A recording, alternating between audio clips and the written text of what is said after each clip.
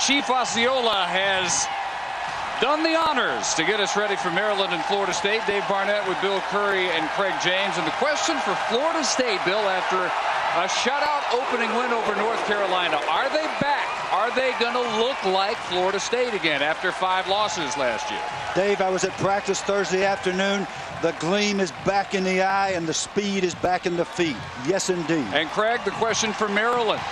What happened against Northern Illinois? Can they get back in 1 week? They were very humbled last week. They're ready to get back and prove they deserve to be a top 20. Ready to go now. Maryland, Florida State at Doak Campbell Stadium in Tallahassee. Florida State has won the toss and elected to defer, so Maryland will receive the kick. The 14th meeting between these two. All have been won by the Seminoles. None have been closer than 14 points. Maryland, though, convinced they have the team this year to finally put a real scare, if not an upset, on the Seminoles ledger in Tallahassee today. Xavier Betia's kick will come down to the 2-yard line. And the return by the Terps comes out to the 24-yard line. A 22-yard return. And Bruce Perry will come out as the starter at tailback. The question all week had been, has his high ankle sprain healed enough to get him on the field at all? Not only is he on the field, he's with the opening group. The ACC Offensive Player of the Year 2 years ago, 1,200-yard rusher, missing in their upset loss to open the season at Northern Illinois. Scott McBride, the quarterback, and in the I formation, they test Perry immediately. Maybe a yard as he stacked up. Senior from Philadelphia. Ralph Friedgen had said all week he would not play him unless he was 100%. As the week went on, he vacillated just a little bit. Said, well, he looks maybe 95%. You'd probably see some action. So Josh Allen, Sammy Maldonado also available, but Friedgen has his star tailback. And Perry has a gain of a couple on the first play. Out of the gun. Again, not much up the middle. As Darnell Dockett, defensive tackle, is there for Florida State.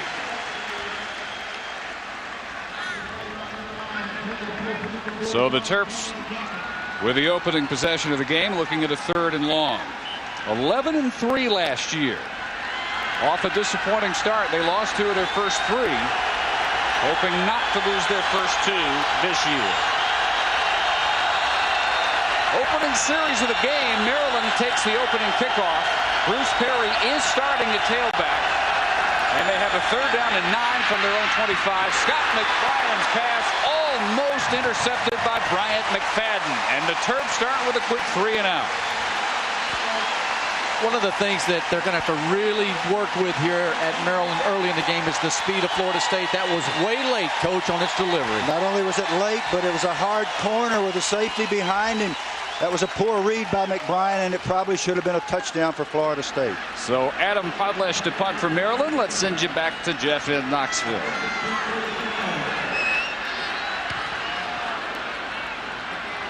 Run is a good one. Comes down to the 34-yard line.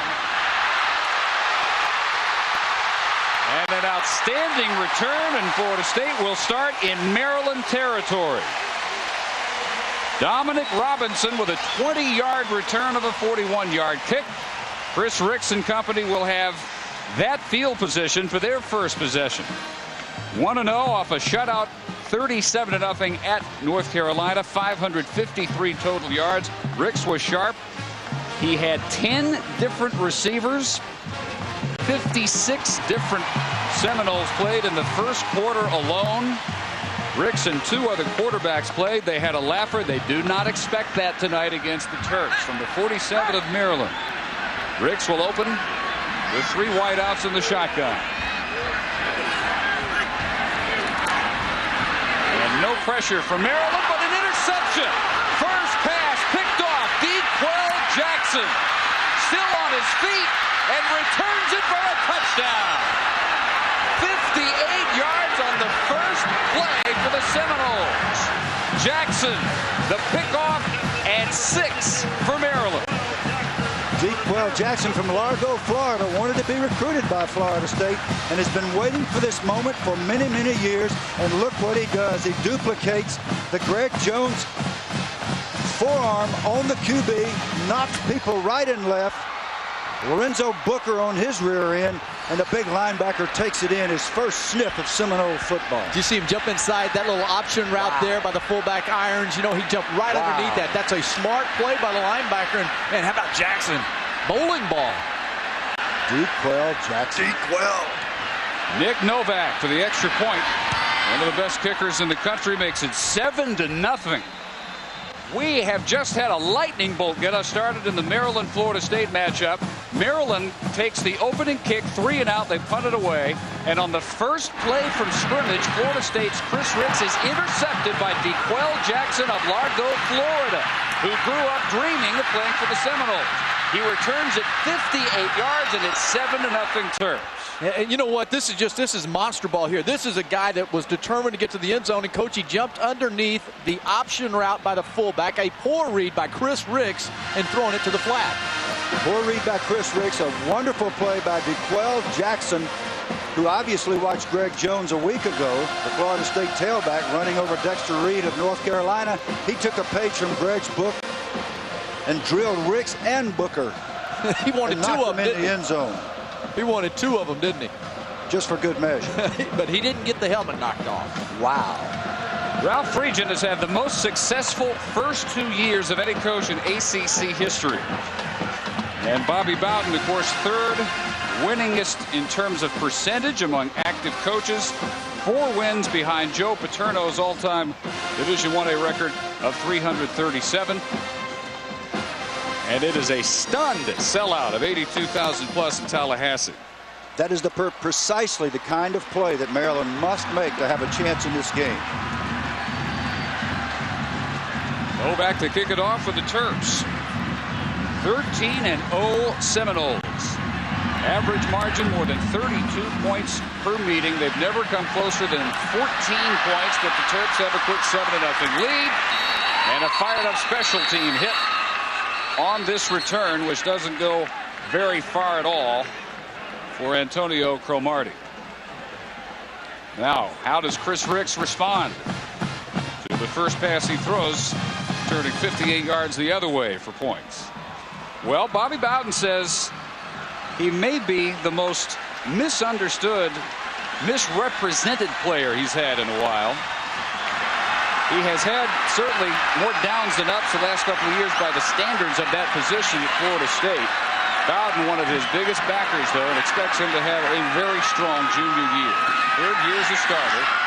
First give for Greg Jones and the senior tailback.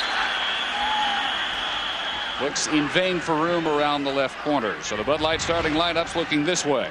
And you know what? Greg Jones right there, number 6. You saw him. He is an outstanding runner with a lot of power. Maryland has to push him to the outside just like they did there if they want to have any chance at success. Jones, no gain. We'll see him. We'll see Lorenzo Booker. Maybe some Willie Reed at tailback. Right now, Florida State in an early 7-0 hole. There is room this time. Left corner, and Jones gets it turned and out at the 29-yard line. A gain of 14 yards. The offensive line will line up this way, with Barron, Meinrod, Castillo, Meeks, and Willis. On the defensive front, Maryland. Randy Starks getting some comparisons to another Randy who played defensive tackle a few years ago at Maryland. That would be Randy White. Offense, 10-yard penalty from the spot of the foul. Repeat the down. Jim Knight, our referee, and that 13-yard pickup by Jones wiped out by penalty.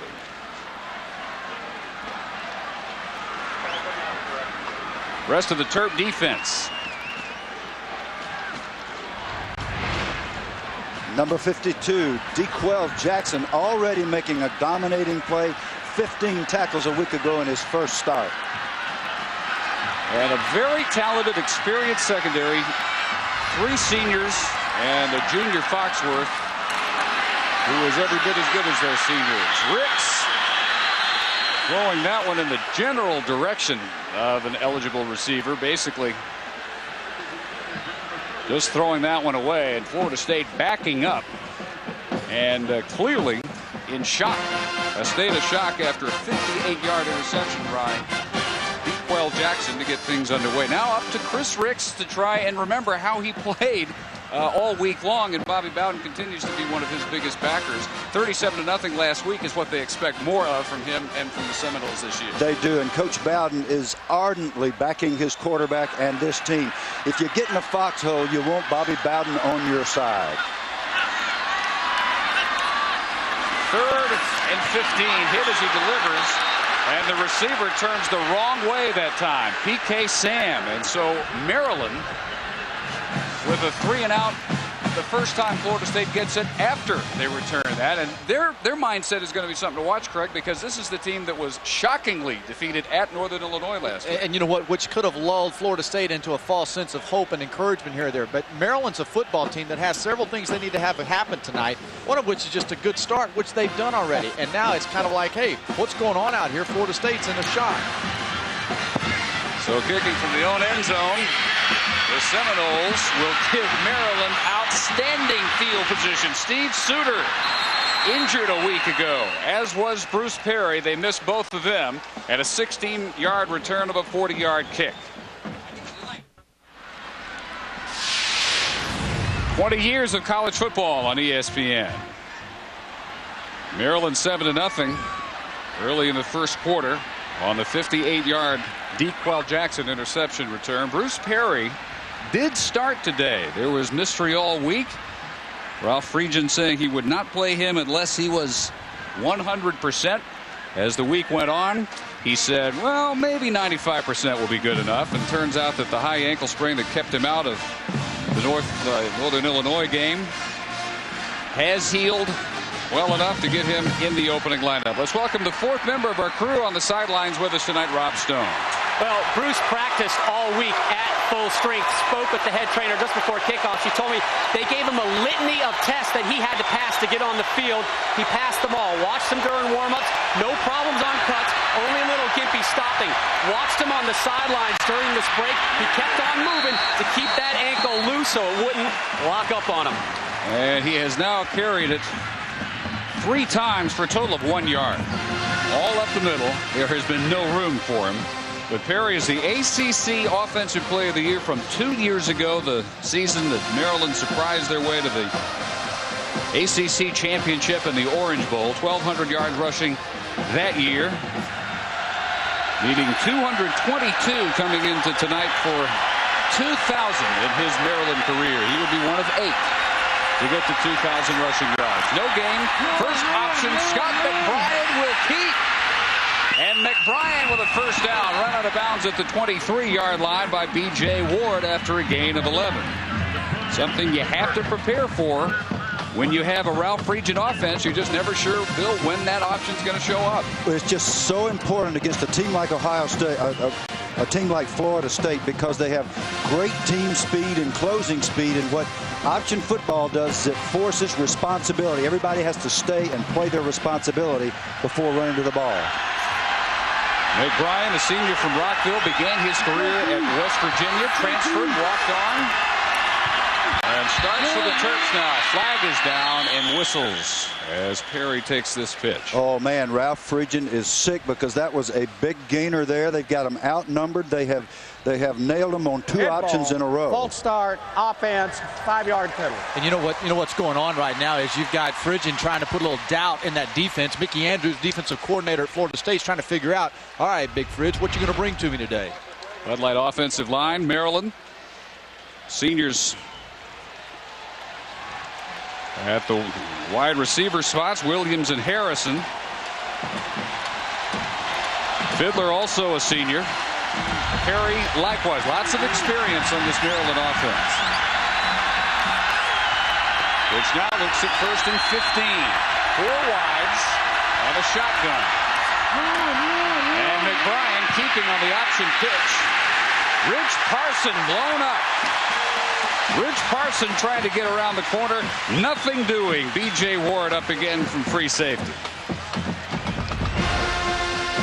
This front featuring a little less experience than the skill spots. Tyler and Dumas are the only seniors.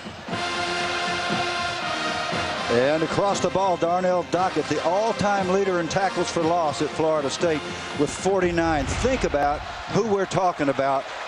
He has beaten out for tackles in the backfield. Lots of big names that have surpassed. Former Maryland High School Player of the Year from Burtonsville. 2nd and 15. And McBrien well protected, gunning for the end zone. And incomplete, intended for Latrez Harrison. Linebackers for the Seminoles. All seniors. Bulway, of course, the brother of the Ravens, Peter, previous great on an outstanding Florida State defense. Kendall Pope moving up to the top 10 in career tackles. And Augustine, a former walk-on, now starting in the middle. Tells you a little bit about his motor to be a walk-on at Florida State and make the football team. Hey, walk-on football players are the best people in the world. I knew I'd get you button on that one. So a 3rd and 15 for Maryland. Not wanting to squander the field position they had after the Suter punt return, and McBrien will call the first time out. 10-17, first quarter, just underway. 7-0 Maryland, and looking to add to this early lead. ESPN2's College Football Saturday, brought to you by Bud Light. For the great taste that won't fill you up and never lets you down, make it a Bud Light.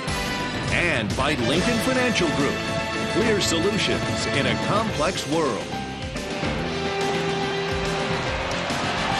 Rain coming down now in Tallahassee. Bobby Bowden in his 38th year, 333 wins, 4 behind Joe Paterno for first all-time Division I-A victories. Not real happy at the moment. He's down 7-0.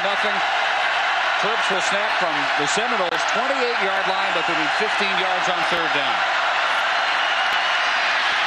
This time McBrien has to dump it as he is chased by Eric Moore.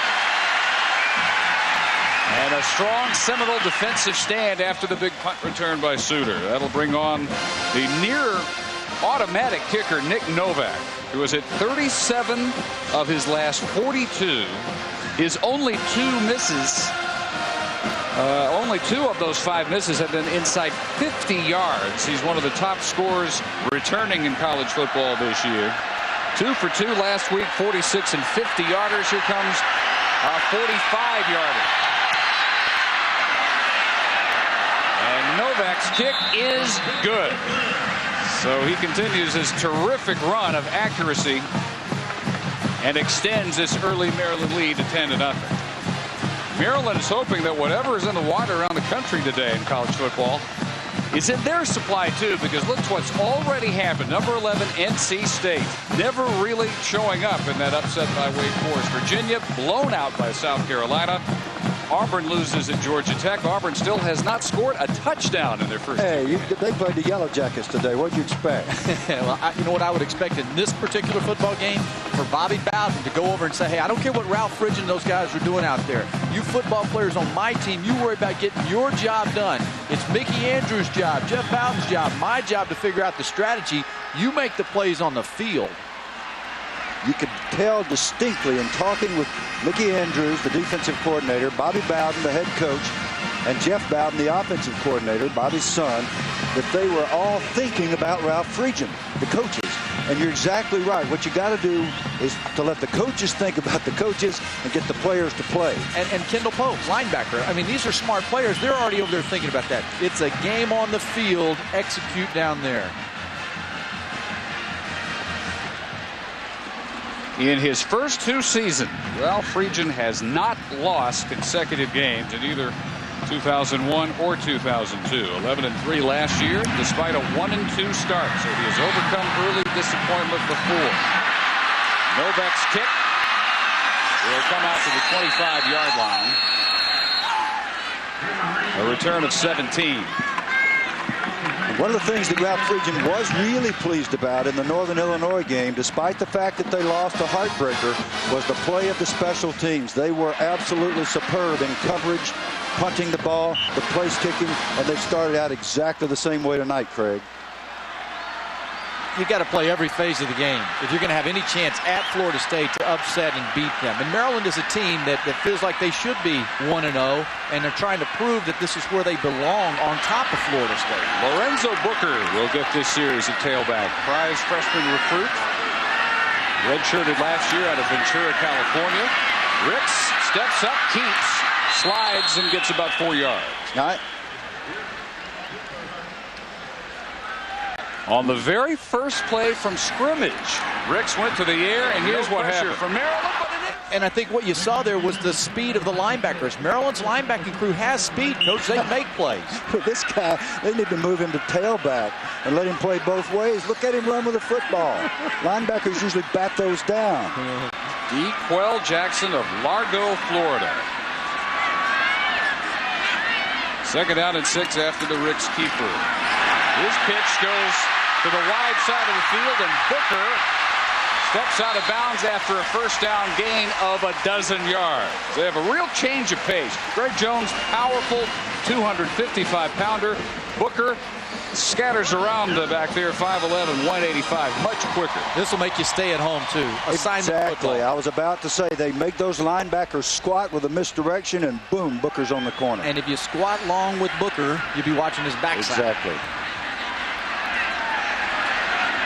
Lorenzo Booker, leading rusher at 87-yard Davis, 11 carries against the Tar Heels. A deep ball into double coverage and almost intercepted. Here comes the flag intended for Crafonzo Thorpe, and Dominique Foxworth breaks it up, but we do have a flag.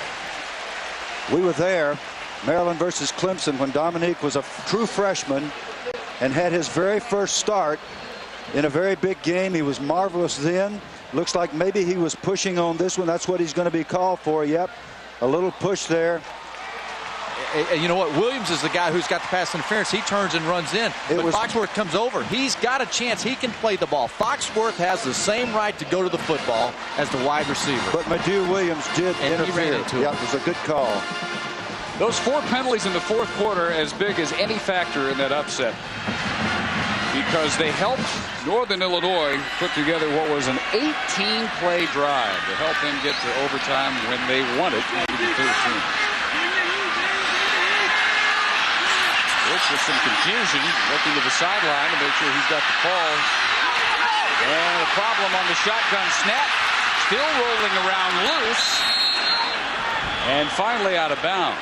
Now, Dave, you posed the question, a rhetorical question about what is Ricks going to do in response to that first interception. I think we've got our answer. He's been hesitant throwing the ball. He's thrown the ball into double coverage, and now he has dropped a gun snap because he's losing his concentration.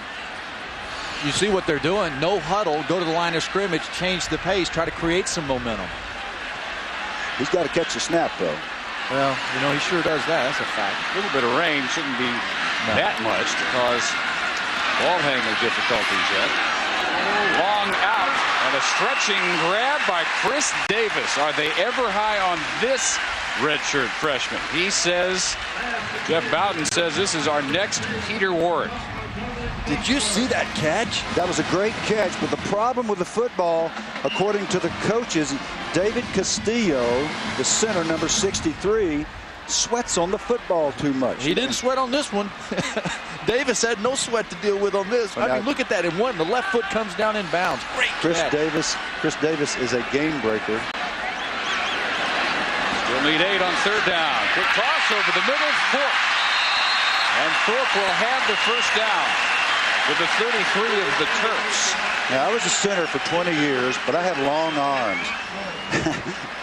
David Castillo, number 63, is a very good center, but he has short arms, so his head leans over the ball, and he drips sweat on the football. So you'll see a sleeve on his right arm try to absorb the sweat from running down his arm. See how it's up? See how he's dripping on it? Quarterbacks don't like that. Quarterbacks are very delicate organisms. Yes, you have to understand. They require care. Required drywall. That's understandable enough. It's the time. Now steps up Keats. And some nifty maneuvering. First down to the 15-yard line. 18 yards. Ricks did it all by himself. Jeff Bowden, the offensive coordinator, told us, you know, I'm not going to make a big deal out of Ricks running the football. I'm going to kind of treat him like Vic. You know what? Coach Bowden said, look, let's just, whatever happens out there, if you take off and run, it better be a good play. And then look at the footwork's there, no balls, nothing there. Everybody's dropped out. He's a good, strong runner. The right decision, and he made a big play. So from the 15 of Maryland, first down and 10. Florida State down 10-0. Still less than 7 minutes into this game. Booker takes the toss sweep. Ends out about 3 yards. Lorenzo Booker and Greg Jones, and they say both of them that the most talented tailback may be Leon Washington, who's out this week with a dislocated elbow. We won't see him today. Now Paul Irons, number 38, the tight end's laid off the ball. Jamal Cochran, 49, stuffs him, forces the play back inside. Nice job by the defensive end, Cochran. That's good defensive football. So Booker gets two tight ends, and movement from the left tackle, Ray Willis.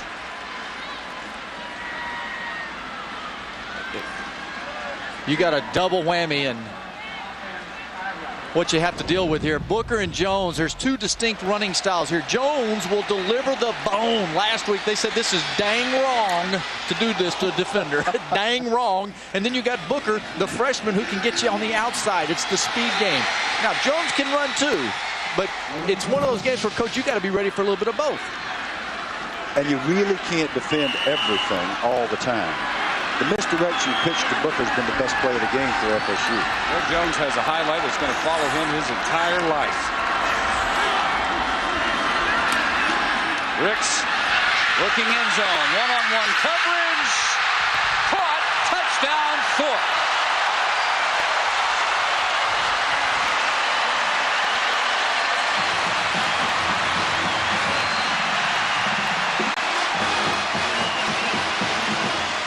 First touchdown this year for the junior out of Tallahassee. Cafonzo Thorpe, the fastest man in the ACC, won the 100 meters in the track competition, won the race with Dominique Foxworth, number 6. A fine corner, but just got beat by a matter of inches, and a perfect throw from Ricks. Junior Xavier Beitia makes it 10-7 Maryland. So the Seminoles settle it down and march down the field with Booker at tailback. A couple of key keeps by Ricks, and this strike to Cafonzo Thorpe, and the Seminoles are on the board in the first quarter.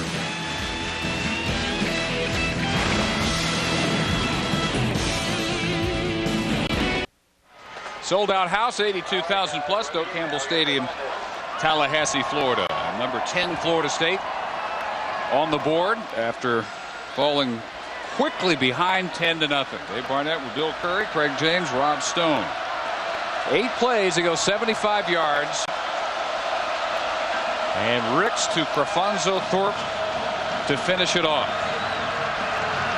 Now McBrien and the Terp offense ready to try and respond. Beitia, 7 kickoffs last week at North Carolina. All were touchbacks. This time, however, into a fairly stiff wind, which really picked up right about kickoff time tonight. This is JoJo Walker from the 20, out of the eye. Third possession for the Terps. And McBrien, the left-hander, rolling and throwing complete. For the 33 goes Latrez Harrison, the senior out of Atlanta, good for 13 yards. And the Noles have their hands full trying to keep track of McBrien with the options, with the scrambles, and with this strong arm. Coach 8 in the box. He's checking at the line of scrimmage. Yep. He's going to throw the football. Earlier they had 6 in the box. They ran the football. Was that an 8 that you made there? That was an 8. That was a crazy 8. Ryan, one of 22 seniors, up from 10 last year. Pump fake, deep, overthrown for Harrison. He had a step on his man, B.J. Ward. He has a number of good targets to throw to. Harrison 6'2", Jafar Williams, the other wideout 6'2". Their backups are better than 6 feet tall. Tight end Dugan 6'5", another tight end Derek Miller 6'8". Two things I've noticed, excuse me, Dave. Two things I've noticed about the Florida State defense. They aren't jumping around and stunting, and that's because of the option. Helps the pass protection, helps the run blocking. They are very respectful of Ralph Friedgen and his system. Intercepted, jumping the pattern, Leroy Smith. First and goal, Florida State at the 8-yard line. A 31-yard return by Leroy Smith. On the play before, Harrison faked it. It was a pump and go. They come back with the same play. This was dumb. What are they thinking about? You can't run that same play in a row. Smith squatted on it. Well, you've got a senior quarterback, and you think that he can read the coverage and not assume that Smith's not sitting on the out because he had a safety behind him. That's what you teach. That's what quarterback coaches teach. Ralph Friedgen teaches that if he's got a safety back there, he's going to jump the out. Yeah, that was dumb. That was a freshman move. 6 turnovers in this meeting last year, all costly for Maryland. Greg Jones turning at tailback, and he heads up the middle, bounces it out to the left side now. There's that stiff arm, and a flag is down. Jones dragged down by Denard Wilson at the 1. They may call Jones for a face mask here. He put that hand out. He would not have done it intentionally, but sometimes a runner gets a hold of a face mask. That's what it looked like to me. Yeah, the Maryland players are clapping. Yeah. Boy, and you know what? When we shook his hand yesterday, he's got meat on his hands. He is all man. I said, you must love to work out. Look at his arms. Look. By the offense. He moved too fast. 15-yard He got an arm. I said, from the spot of the foul. you must love being in the weight room. He said, I detest the weight room. They have to make me go in there.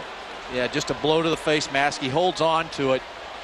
He needs to work more. It just gets hung up. Absolutely a nice call by the officials. He needs to go ahead and get, with his body power and leverage, he needs to go ahead and get into the defender, into their chest.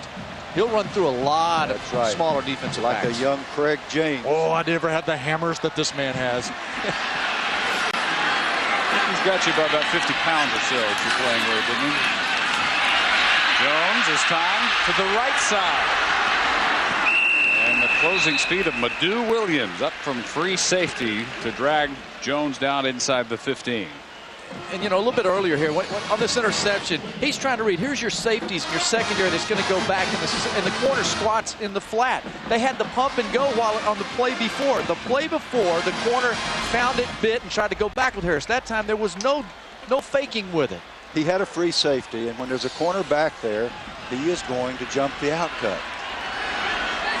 Still goal to go from the 14, second down. Ricks off the play fake. Fine time. Directs traffic into the corner of the end zone to PK Sam. He had to throw it away. It'll be 3rd and goal from the 14. Well defended that time by Maryland. Chris Ricks has a marvelous personal coach. I mean, the quarterback coach is Darryl Dickey. Darryl and I worked together 5 years. He's wonderful. His demeanor with play. There's Darryl right there. He got Chris calmed down. He's made some wonderful throws. He's run out of there when he should have run. He's gotten back in control of the football game, which is exactly what Darryl's objective is in working with him, keeping him calm. Chris Davis into the game. Wide left along with Sam.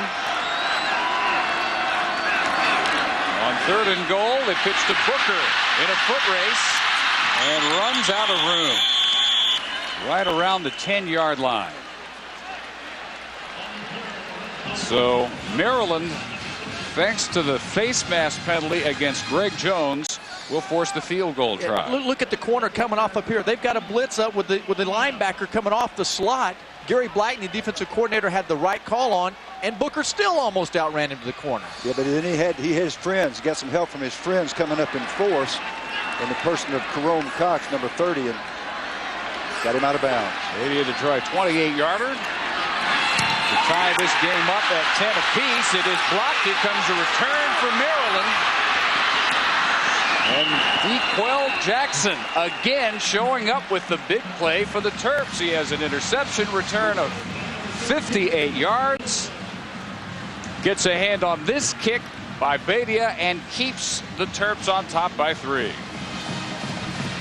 You talk about a swing here and overcoming an interception and a bonehead play, and Jackson showing up to play right up the gut. He just drilled them. They were weak in field goal protection a week ago. Last week against North Carolina, they had a field goal block. Same way, an extra point actually, which ended Batia's string.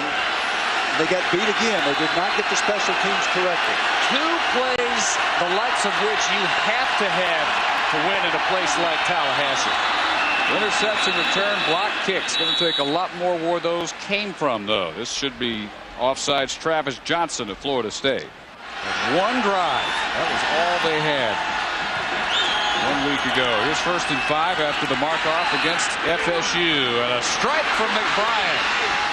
At midfield, out of bounds, goes JoJo Walker, sophomore from Carrollton, Texas, and that's 22 yards.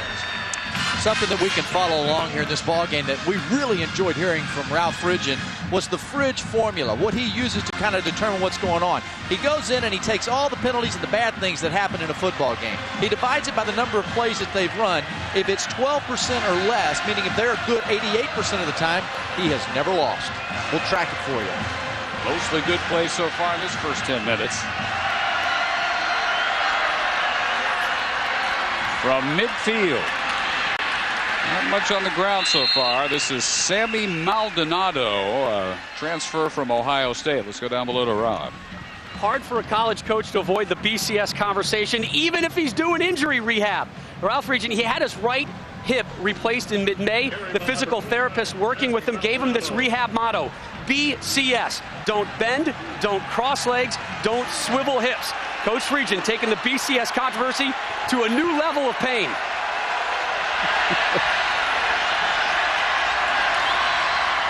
2nd and 8. Play fake. McBrien gunning the out. Incomplete.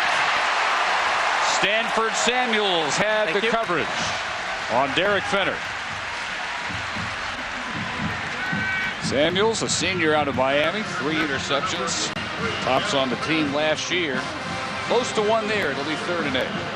If I were coaching the receivers at Maryland this week, I would have said, fellas, you've got to come back to the football. And McBrien, you've got to throw the ball in front of him. You have to lead them this week because of the convergence of those DBs. The speed, how quickly they get to the ball. You better not throw it behind the receiver.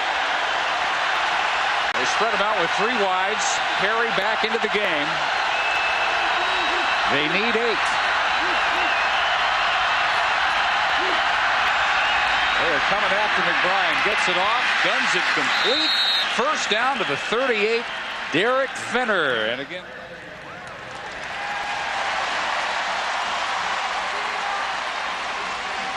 There are a few folks in this stadium with the battery-powered TVs, whatever they need to keep track of those 2 future Seminole opponents going on, as this one is. This is a delay penalty.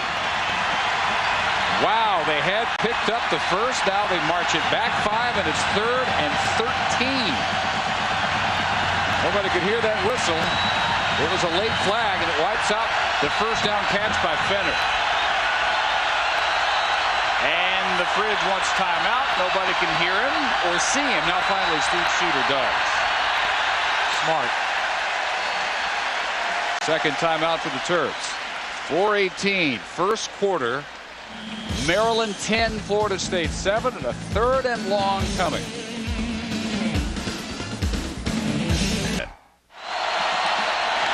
After the timeout, now Maryland ready on the 3rd and 13. They need to get to the 40 of the Seminoles. And McBrien out of the gun again. Steps up, he's sacked. A loss of 3. Eric Moore. Maryland has self-destructed again. And Ralph Friedgen knows that if this happens many times, They got no chance in this game. You saw how they brought 5 there. They showed that the backer was going to drop out. Pope ends up coming, and those 5 were able to create an opportunity on defense. But you know what? I'd say this. Think back. If you're Phrygian, you got to be pretty darn glad that your defense held them and you blocked a field goal a while ago. Wasn't that long ago? Yes. He's not glad because he got to delay a game on a first cost him a first down at the 30-yard line. But it could be 10-10. Adam Podlish's kick, fair caught by Dominic Robinson. And even with a strong wind at his back, just 37 yards. So Florida State, from their 18-yard line, they trail 10-7 because of that man. Dequel Jackson's 58-yard interception return on the Noles' first play from scrimmage.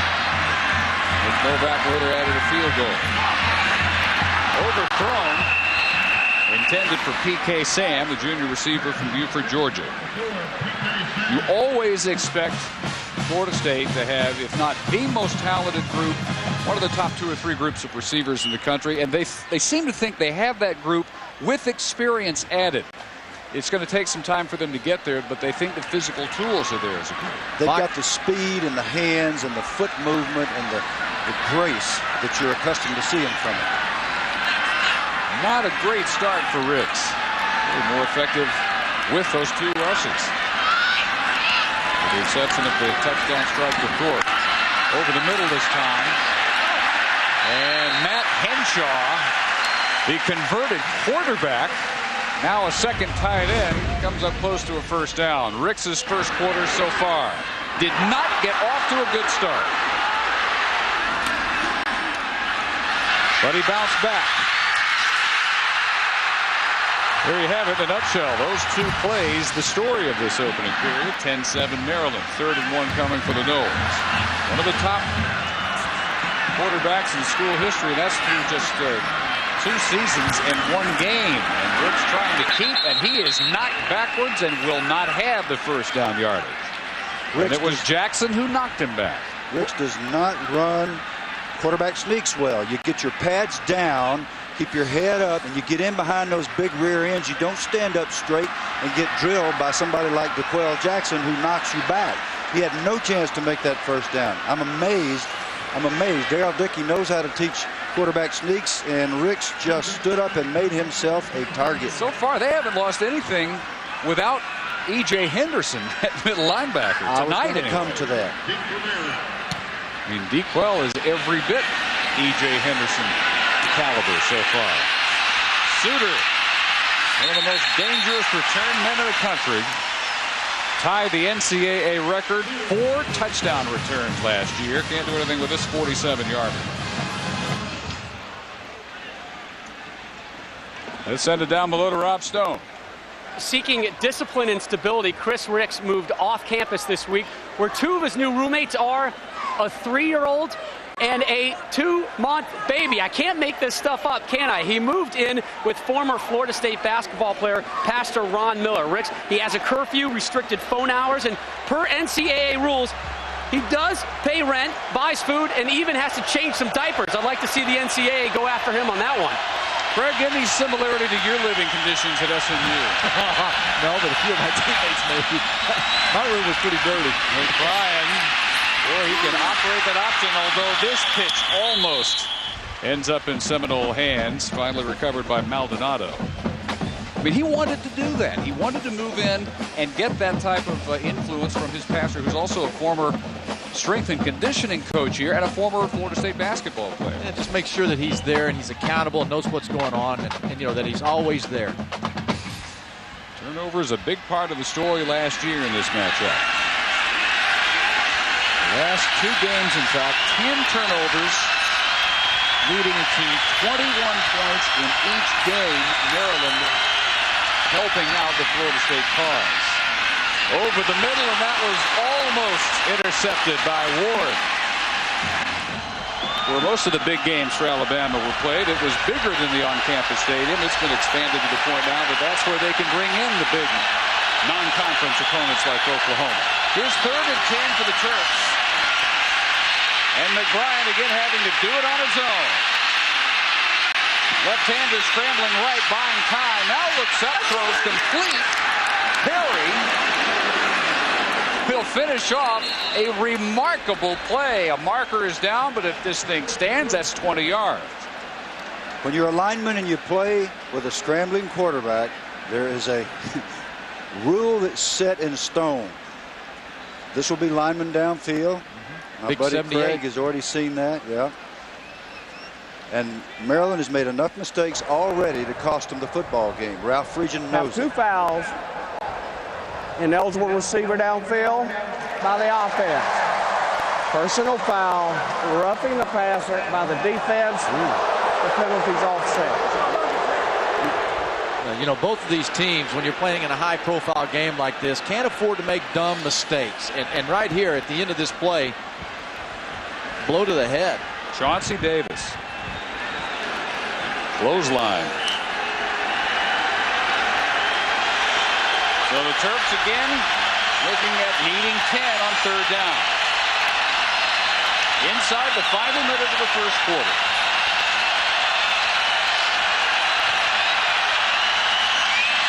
They spread them with 4 wides, gun it over the middle. That's complete, but it will not be enough for the first down. JoJo Walker is about a yard shy.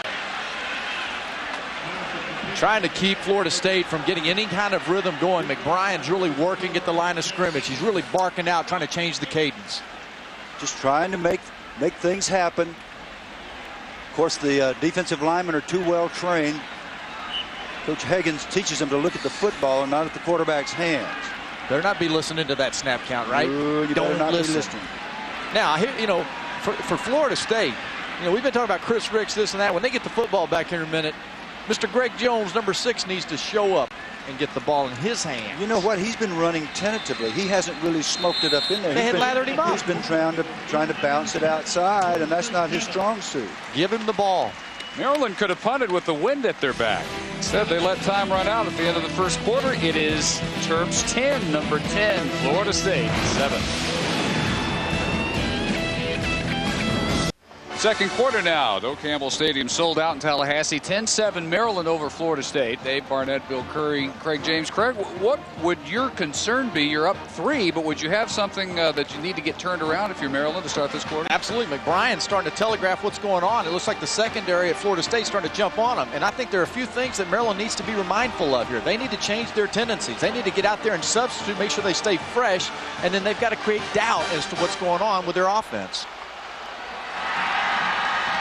Podlish will open the second quarter with a kick. And not much yardage on this one. Chris Davis will set up Ricks and the Seminole offense with decent field position after just a 36-yard effort. And you know, the changing the tendencies are important. Novak at the end of the game is going to be a guy, if Maryland hangs around, that will be critical. And I think they've got to set this game up to give Novak a chance to win the game for them.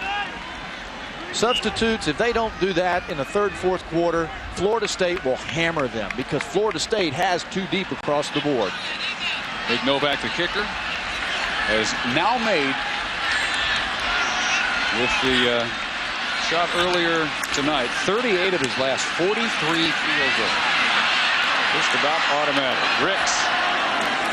Surprised they weren't rated higher than they were this week in the polls after the most impressive opening week win anybody in the country had. Based on the opposition, based on where they played, everybody paid attention. Ricks on 2nd and 9, throwing complete, but Chris Davis probably a foot short of the first down marker. Let's check our ESPN2 game track through the first quarter. First play from scrimmage, Quell Jackson, who grew up dreaming of playing in the Garnet and Gold. Instead, bangs his way for 58 yards. Ricks came back to hit Profonso Court after a Novak field goal had made it 10-0. So that's where we are. Terps by 3, looking at a 3rd and 1. Florida State. Ricks again keeping, and that is not,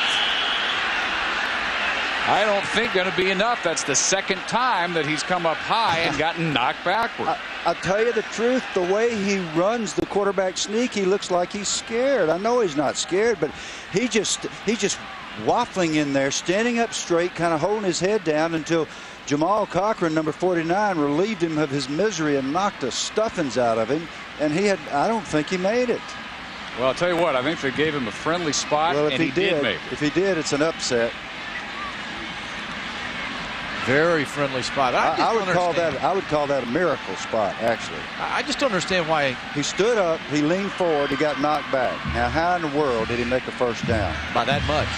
Come on, guys. Let's take a look at it. Let's just see how far he gets into the line like nowhere. Okay, maybe he fell a little bit toward the line, and then he dropped the ball. I mean, gracious, come on, Chris. Get your pads down, son. Be a back. Back. Give it to your back. Jones, there's a bruiser behind you. I know he's not making the calls.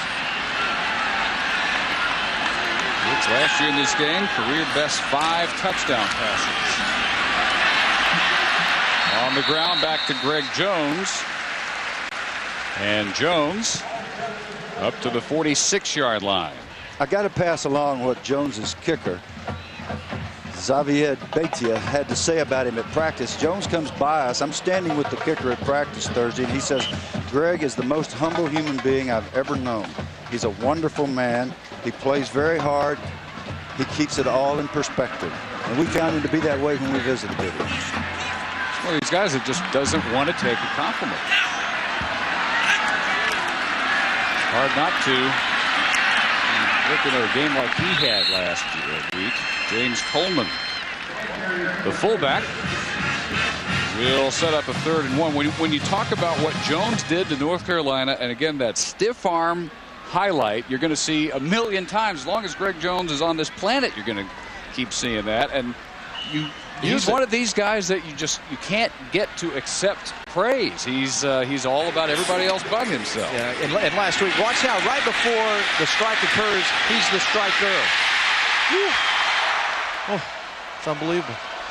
I would tackle him low. Dexter Reed would have thrown 5 yards if he hadn't had a guy bounce off of. Jones bounces this one wide. Not only strong, but swift. Greg Jones diving to the end zone, 44 yards.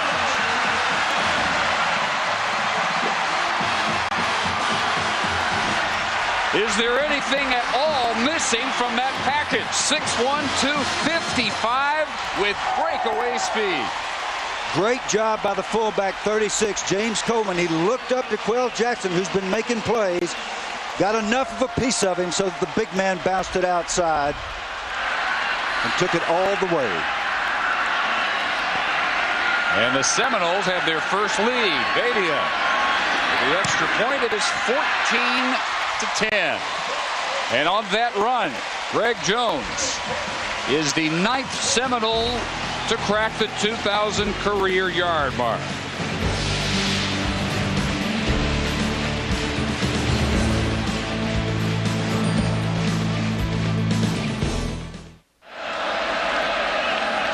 Greg Jones, the only senior starter on the offense for Florida State. Captain, making his cousin, Smoking Joe Frazier, very proud on this 44-yard foot race. Greg told us that's his favorite play, the 44 sprint draw. Remember? That's what that was right there. A little vision. And Cox underestimated his speed because he's a big back, and you just don't expect a guy like that. He doesn't look like he's moving as fast as he is. Badia's kick will be returned by Suter. Look out!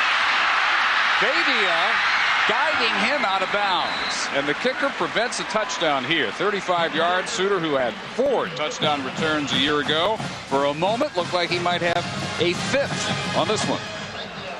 And Suter's not at full speed. You can tell it here. He's a 4.35 guy, pound for pound, the strongest man on the team with a 580 squat, and he doesn't have that Suter burst. He's been out with a hamstring. Look at him. He knows it.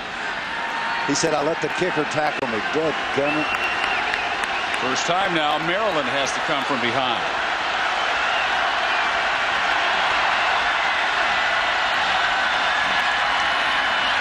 O'Brien deep off the play fake, going for Harrison, and incomplete. And this Franchione looking to open 2-0 in College Station. McBrien on second down. Swings it out for Perry. See how much he has despite the high ankle sprain, only about 4 yards here. Have to think, guys, that psychologically for Maryland to see Bruce Perry run out there as the starter at tailback has got to mean something. It meant something not only to Florida State but to Maryland as well. And we saw what Suter's done now on a punt return, kick return. They've got to get Perry involved in the offense. They had neither Perry nor Suter in the upset loss last week at Northern Illinois. I think they use their absence as an excuse, but they're arguably their best weapons.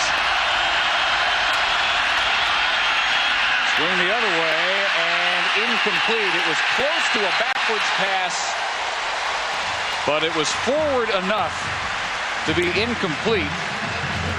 Intended again for Perry, and Florida State protects the 4-point lead by turning in a quick 3-and-out. And Perry with is that a slight limp? Yep. There's more than a slight limp. He had a real problem getting up. We've said repeatedly that Maryland's already made enough mistakes to lose this game. If we look at our fridge factor that Craig talked about right after this punt, we'll show you where they are in that calculation. Come after Podlish. He gets off a beauty this time, and it's returned by Davis. Normally you don't want to back up inside your 5. He did, and in this case it works out okay for him. A 50-yard kick. Davis brings it back 21 with the marker. Here is a real opportunity as Florida State's backed up to its 1-yard line. Outgained them by 91 yards, only a 4-point lead to show for it. Now can the Terp defense keep them bottled up here, maybe force another turnover?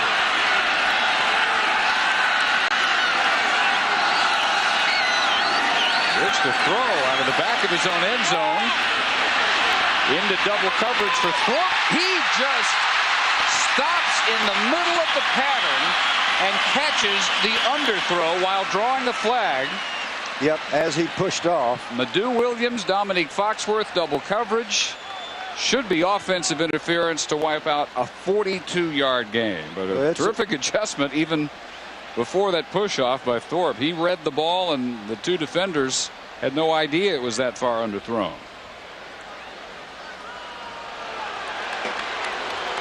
Well, half the distance here, they're going to snap it from about an inch out of their own end zone. Cofanzo's been working with those NFL receivers, and this is just a little, let's see, a little shove in the back there. Yep, I just give you a little push because the momentum for Foxworth is already down the field. Yeah, but you notice how smart they are to get back there. Foxworth, smart as a fox. He's back deep. He's expecting that big play right after that. And, you know, you talk about being back there to cover it up. Big play there for Maryland. Well, it was a confident call. Well, they didn't even need the push off to make the catch. Now well inside their 1. They run Booker wide. And the speed of Lorenzo Booker evident right there. He picks up 13 yards. This is a young man who announced his decision to enroll at Florida State on national television, and yet he came and decided to redshirt last year, to everyone's surprise. You see the speed there. You just can't coach that. And as an unselfish player, as fast as he is, nobody on that defense over there has a chance as long as there's no penetration. If they're going to stop him, they have to penetrate. Florida State now over 100 rushing yards. Looking for more balance this year, perhaps, than in the last couple of years. Here comes P.K. Sam. In a foot race with Foxworth, finally chased down at the 20. 67 yards. On a drive that started as close as you can possibly get to your own goal line, the Seminoles break out with another big play. And number 10, Madu Williams, he overran the slant. That was his responsibility. Very sharp, decisive throw there by Ricks. No footwork problems there, no mechanical problems. Set and throw the ball. If they don't score, they have already made quite a statement on this drive. Here comes Booker back through the middle. Picks his way for about 3 or 4 yards.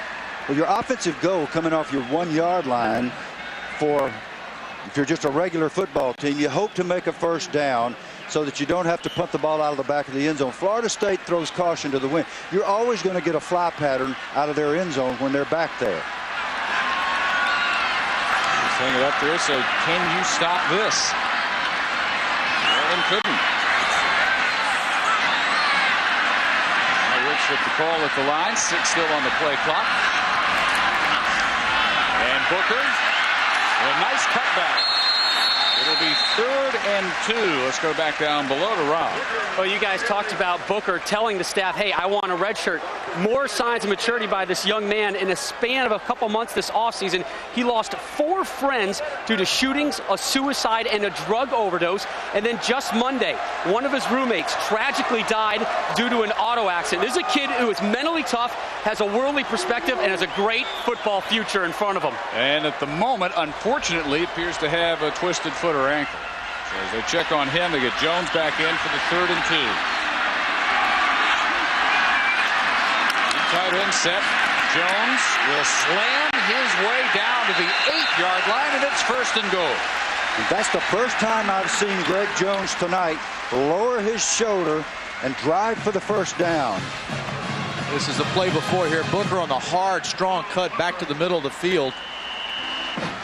Gets hit from the inside.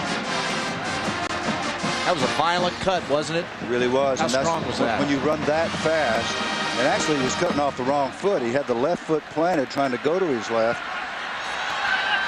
And it could have been a little tweak. I like that. An old offensive lineman telling somebody how to cut out there. There you go. No, a young guy. Yeah, I know that.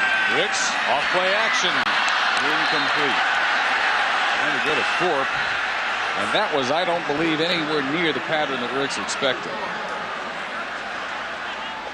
10th year on the staff, 3rd year as offensive coordinator, Bobby Bowden's son, Jeff. Pretty intense in our meetings, wasn't he? He walked in there ready to play the game. Well, we learned one thing. Don't interrupt his racquetball. Boy. Let him finish. Yeah, he kept his teeth gritted for the whole interview. No, I wouldn't want anybody. But he sat there with us for 20, 30 minutes. I mean, he wasn't in a hurry to get up and go. 2nd and goal. And the Terps this time jam up the line of scrimmage.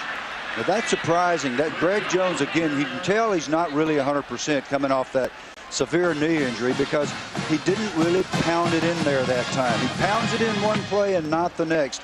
When he's full speed ahead, he just moves the whole pile. Yeah, he tried to stop and react and come back to that. That's not his style. No, he's a slasher, breaking arms. They'll go 4 wides this time. Chauncey Stovall's checked in. Dominic Robinson has checked in. Look at his triceps. That's Joe Frazier's cousin there. You can tell the resemblance in the arms, can't you? Ricks having to step up. There's room.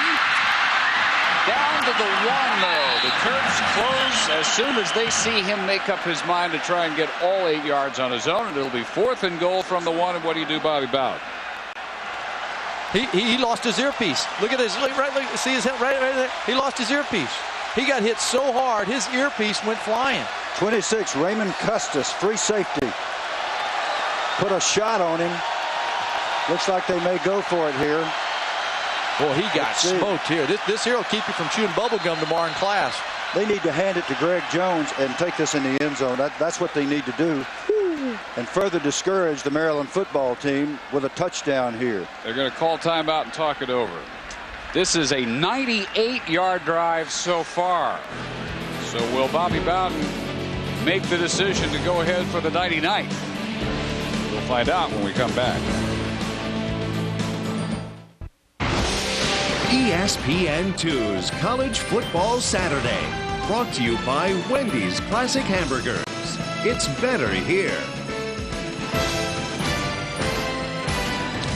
All right, watch the ear pad fly straight up in the air as Ricks is battered around the 1-yard line. They had to check on him, make sure that he's still lucid after taking a blow to the head like that. And the decision is we will go for it on 4th and goal from the 1. With Jones still the tailback. He gets the carry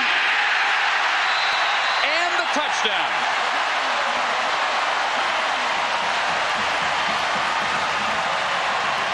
It would have been a shock if they had done anything else. Having gone 98 yards, that's a statement. You make another statement if you decide you can't get that last yard and you have to kick. Yeah, Maryland's offense has been in the tank anyway, so they weren't worried about that. It didn't make it. Watch the twist by number 6, Jones. He's a strong player, and when he twists back to the middle of the field, that got him away from the defenders.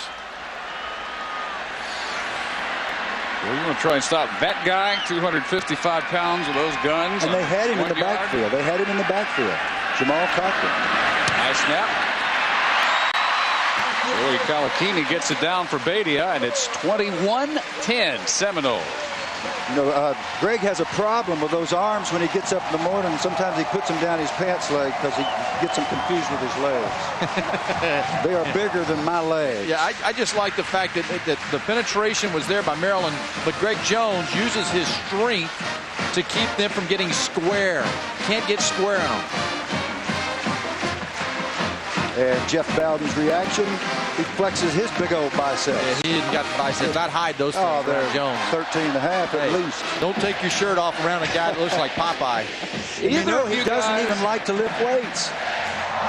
Just going to say, have either of you guys ever been around a guy who looks like that and doesn't live in the weight room? But he does lift now. They did make a clear point of that. And Greg did say, hey, I do lift. I just don't like to lift. He said, I lift when they make me go in there. But I said, you must have lifted. You just loved it growing up. He said, I hated it. And I went in there when the coaches made me. I said, you mean God gave you a body like that? He said, pretty much. Yeah, he did say it's that. One of those blessings. And yet he is, I believe, the strongest guy on the team, or one of the strongest guys on the team. He is. Imagine what happened if he lifted. They're holding fingers up for Chris. How many fingers? You always say 2 because that's the most likely. Then they'll let you go back in. Hey, they won't be running many more quarterback sneaks tonight. No. Chris needs to work on his QB sneak technique. Well, Terps could stand for Steve Suter to break a big one here, as Florida State has taken control of this game. Suter from the 8. Those are ready for him.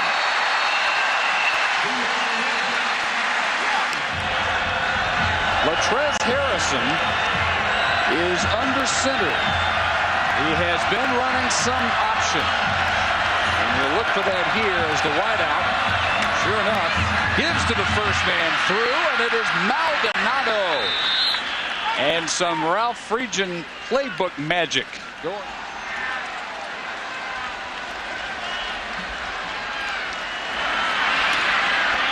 Here's a bubble screen. Derek Fenner with the catch. And up near midfield as Maryland now decides to dip pretty deep into the bag of tricks. Oh, man, they're in that inverted wishbone look, and they're running wishbone football. The first play was a read of the fullback. Latrez Harrison executes it beautifully.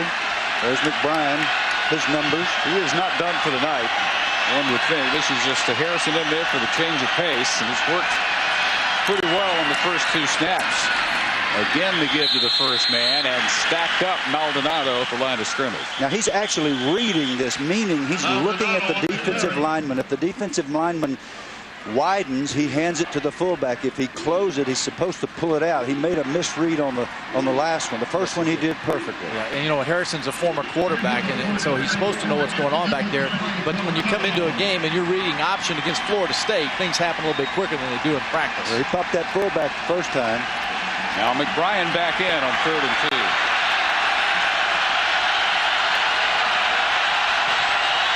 Two tight end set. McBrien running the option, keeping first down and 5 extra. When we say assignment football and you force a fast twitch football team like Florida State to play assignment, that means somebody's got to squat and take the fullback, somebody's got to take the quarterback, somebody's got to take the pitch back. And here's what we're talking about. As he comes down the line of scrimmage, everybody on this defense has an assignment. 1, 2. Number 2 is getting blocked right here. That's Kendall Pope, and that's why the quarterback pops it. No defense back on its heels. This is the Phrygian factor that they talked about with great respect, almost bordering on fear yesterday. Not ever sure what's going to come out of that brain of Ralph Phrygian. Bruce Perry carrying off tackle. And so you have this matchup now. One of the most respected defensive coordinators in the country, Mickey Andrews, matching wits with one of the great offensive minds, Phrygian, and his experienced coordinator, Charlie Taff, on the offensive side. Well, that's the first time I've seen Perry make the cut in the run that I was looking for in this game. He's got to run past people. His best gain yet, 7 yards to set up 2nd and 3.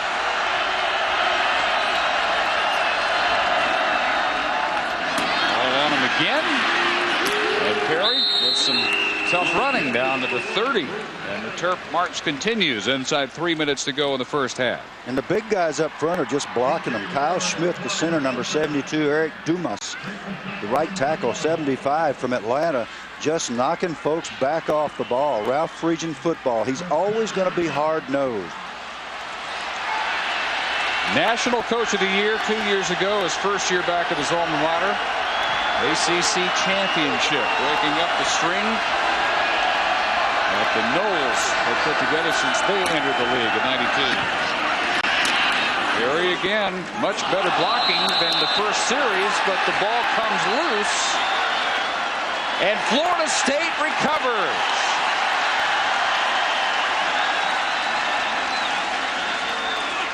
Now, however, they may be rethinking. One official had signaled Seminoles ball.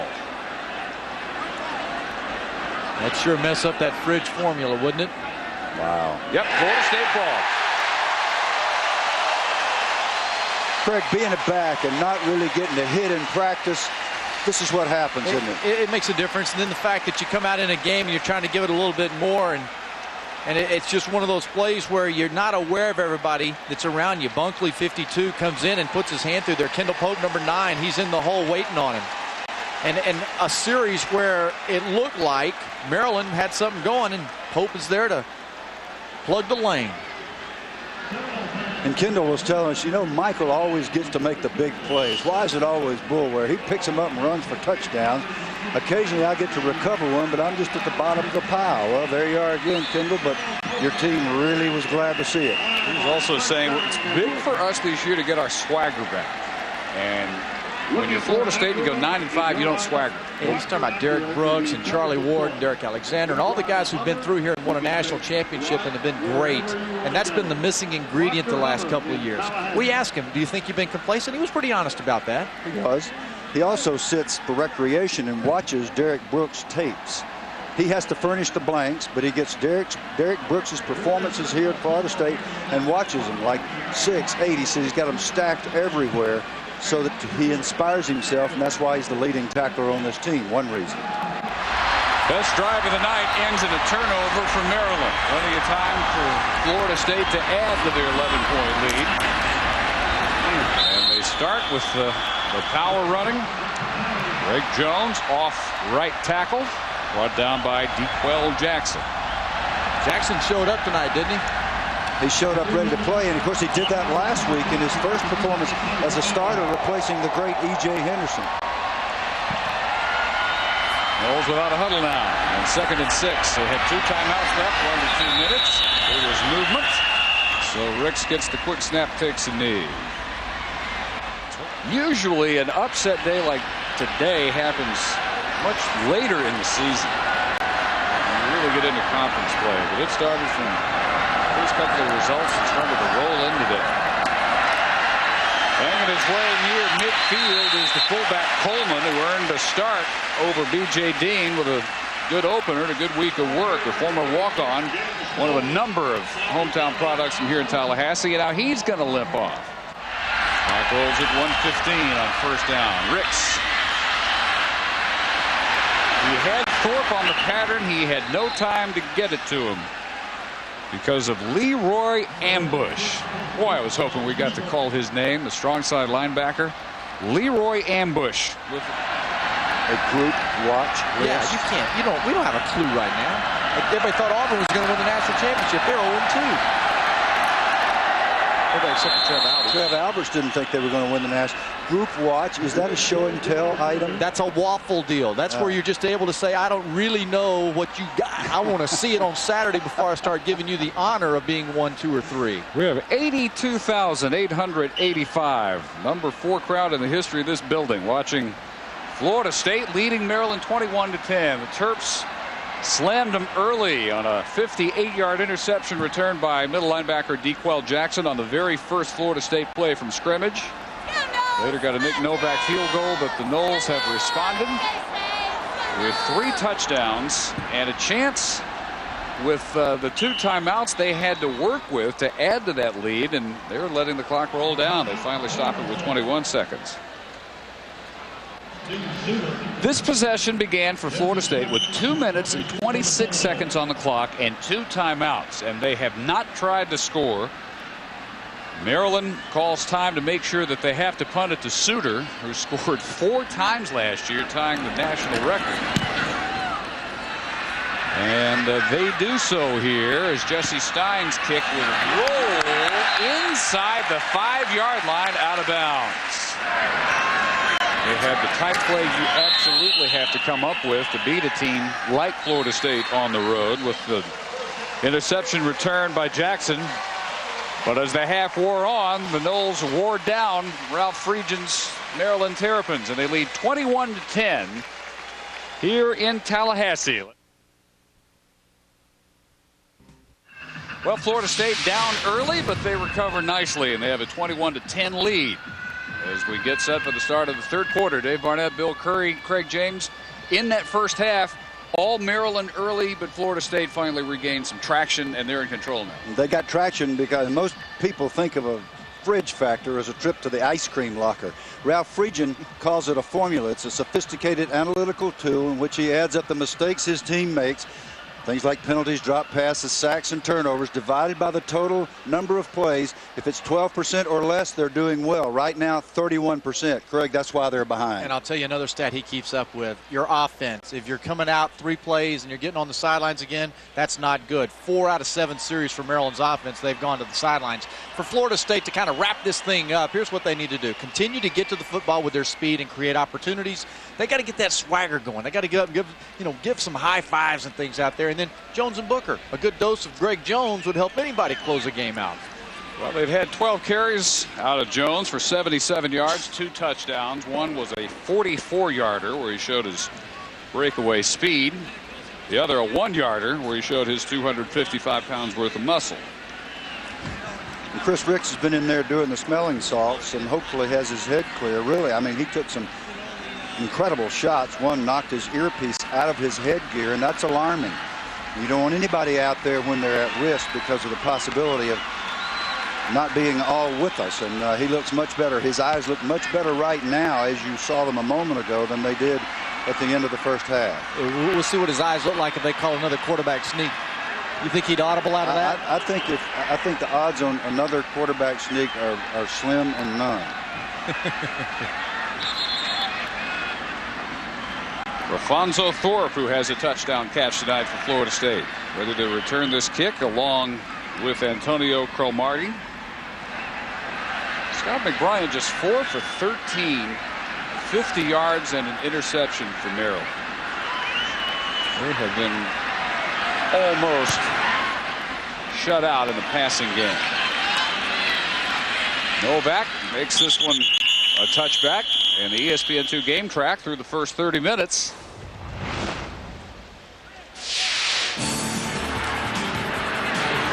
Well, you have to start with DeQuell Jackson from Largo, Florida, banging his way over a 58-yard interception return on Florida State's first play, but they did come back. Ricks to Thorpe for 1 touchdown. 2 touchdowns from Jones. This one the 44-yarder. Novak had a 44-yard field goal for the Terps. That's the scoring, 21-10, and they have it to begin the second half at their 20. And Jones, the tailback, tough to arm tackle him. He carries Scott Smith, the defensive end, for about 5 yards after contact. Remember, Lorenzo Booker limped off in the second quarter, so we may see more of Jones than we normally would have, depending on Booker's status. That's Denard Wilson, number 13, who's down, and we'll get a report, I suppose, from Rob. Yeah, that was their best drive until the Gooseberry fumble. See some more where that came from.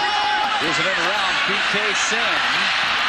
Boy, you just cannot find a group of wide receivers year in, year out any faster than the ones the Seminoles put out there. And PK Sam will move the chains. And what a nice job, number 64, the left guard, Menrod. Watch him get outside. Look at him pulling, getting around the corner. Beautiful job of blocking and giving the corner. And you don't have to do a whole lot when you have somebody with Sam, the speed that he has, just kind of hold him up a little bit.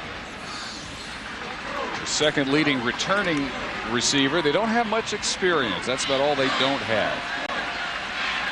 Menrod, young offensive lineman. One senior offensive starter, and that's Greg Jones. Fullback gets the carry here. B.J. Dean, the only other fullback other than Coleman, who you just saw the last man out of the locker room. Dean, who started last week, a converted linebacker. And we're seeing a little more of the fullbacks, and that's part of Terry Bowden's game plan. Quick hitters, get after these big linemen like Starks and Feldheim. Make them move, make them fight the battle, get them tired for the fourth quarter. Hit the bubbles hard is what he's saying Exactly. he likes to do in the defense, those linebacker levels.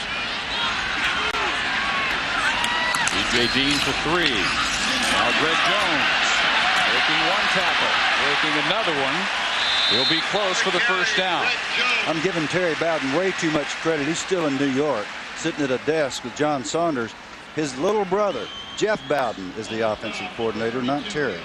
Can't do all that. Well, that was a pretty good call there by whatever Bowden it was. Yeah, run that 44 sprint draw to give it to number 6. I'll tell you, they all look up to Daddy. Daddy Bowden is the man. I'll tell you, the Bowden who's happy and having a good evening right now would be Tommy Bowden, who had a victory today. Yep.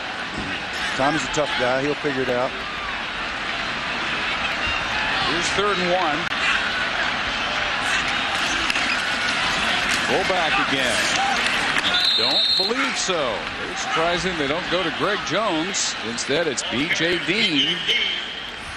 He appears a good, well, I tell you, on that yellow line, they put it right on the first down marker. That's a friendly spot. Well, I can respond to that, too. They're not always going to give it to Greg Jones at tailback because Bobby Bowden loves that fullback roll play on short yards. We brought Bobby into Alabama when I was coaching there to give us a goal line clinic one day.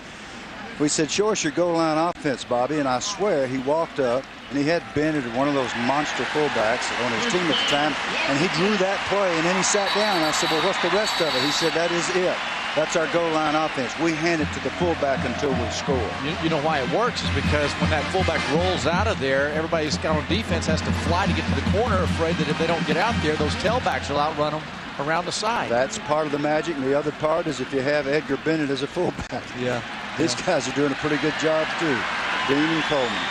This flag is for unsportsmanlike conduct on the Maryland bench after the play. Boy, they did not need that.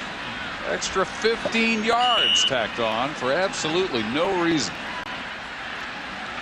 You're down 11. You do not need to be helping the number 10 team in the country on their home field. Fridge Factor just took a significant leap again. I think the Fridge Factor factored himself in. Really? Yeah, I think it may have been a Fridge getting one of the marks. 43 of Maryland. They fake. And incomplete. Intended for Chauncey Stovall, a junior college transfer out of Vero Beach. You start to see the magic of Florida State's depth here. You hear a new name virtually every series. Well, there's Chauncey Stovall. We've seen Cafonzo Thorpe. We've seen Chris Davis, although not as much of Chris Davis as I would have thought. They have a whole offensive package with him. We've seen PK Sam. Hadn't seen Willie Reed yet, but they've got so many fast, talented guys. Big part of why they are almost impossible to beat here. Every time you look up, there's a fresh Seminole on the field. Ricks running out of room, throwing it away. But you know what? Of all those receivers you mentioned, we asked the Maryland secondary to point out one that was the best, and they didn't give us a name of any one individual. So at this point, nobody at Florida State has stepped up and said, "I'm going to be the man. I'm the next Peter Warrick. I'm the guy." Well, they've got a candidate, Chris Davis. They took me in there. The assistant athletic director for sports information took me in to watch actually it was the video guy that took me in to watch a highlight film from Chris Davis in high school and said, this guy is going to be Peter Warrick before he leaves here. The video man. Huh? The video man. Out with the video man. Yep. It was the redshirt freshman from St. Pete, Ricks. Trying to roll and buy time for Davis, and a wobbler never had a chance, although Davis had some room after he broke off his pattern inside the 20. Sean Merriman giving chase. Yeah, you know what? This is not good for Florida State. You know, you have to be a little disappointed in them because they had a chance to put them on the ropes and hit them, knock them down some. But watch Greg Jones, number 6. Smoke.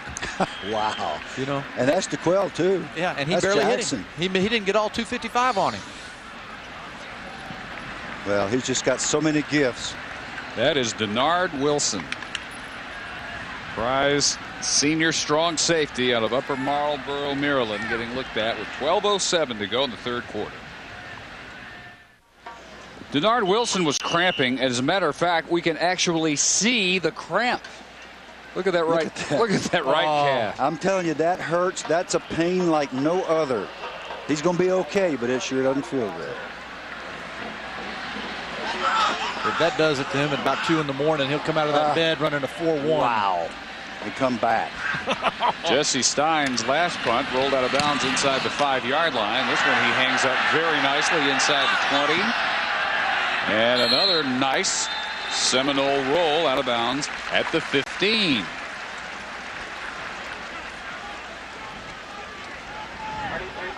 Check in with Rob Stone. Guys, Darnell Dockett spent 29 days this summer working 10-hour shifts, picking up roadside trash with the Leon County Sheriff's Department work detail. That as a result of a shoplifting incident last season, which led to his Sugar Bowl suspension. He's a changed man. Some of the credit has to go to the guy we're going to talk to in a moment. Dockett, their all-time leader now in tackles behind the line of scrimmage. Playing against his home state team, former Maryland High School Player of the Year from Burtonsville. The only Seminole player from the state of Maryland, in fact. He grew up just about 10 miles away from campus. But came down here to Tallahassee. His 38th start. He's been a 4-year starter on that defensive front.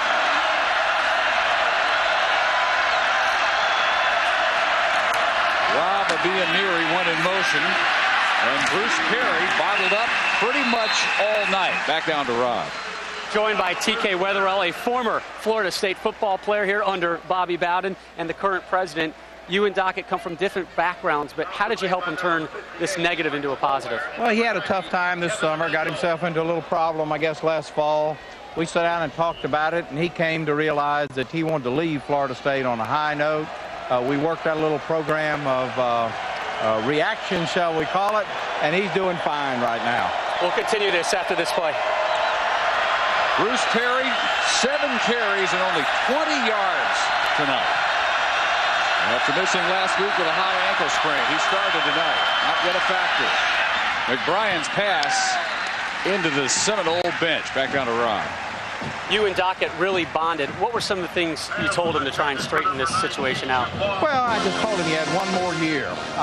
That's 2 things for him. One, a football career really rode on what he did, and it was important that he got his act together. The second thing is he had a year to prove to everybody at Florida State, the NFL, and himself that he was a better man than some people were suggesting, and I think he accepted the challenge. TK, thanks for your time. We appreciate it. Hopefully it took permanently with Darnell. With help from the president. Here's 3rd and 8.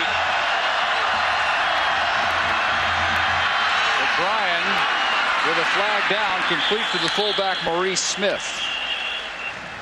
A former linebacker from Waldorf, Maryland. His first touch of the season. Michael Boulware making the play for the Seminoles. We wait for the indication.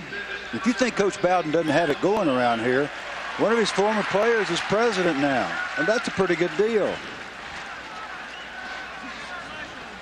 Well, the Terps have a nice play again, wiped out because of penalty. Yeah, number 45, Dockett, talking about him. I guess his ears were burning. Figured he'd give us something to show out there. 9 penalties in the loss of Northern Illinois, and well on the way to at least that many tonight. You know, a lot of those penalties, when they happen, it's happening because you're going against superior speed. Speed makes problems for you, you know, and you start fumbling the football, you start trying to jump quicker. Well, all adds up to another 3 and out turned in by the Florida State defense. They're coming off their first shutout in 35 games since the Louisville game of the 2000 season, the first on the road since the opening game of 1993. Happened to be a national championship year. They hope that's a harbinger. Davis tries to reverse field and it never had a chance after he muffed it, and a flag is down after a 44-yard punt.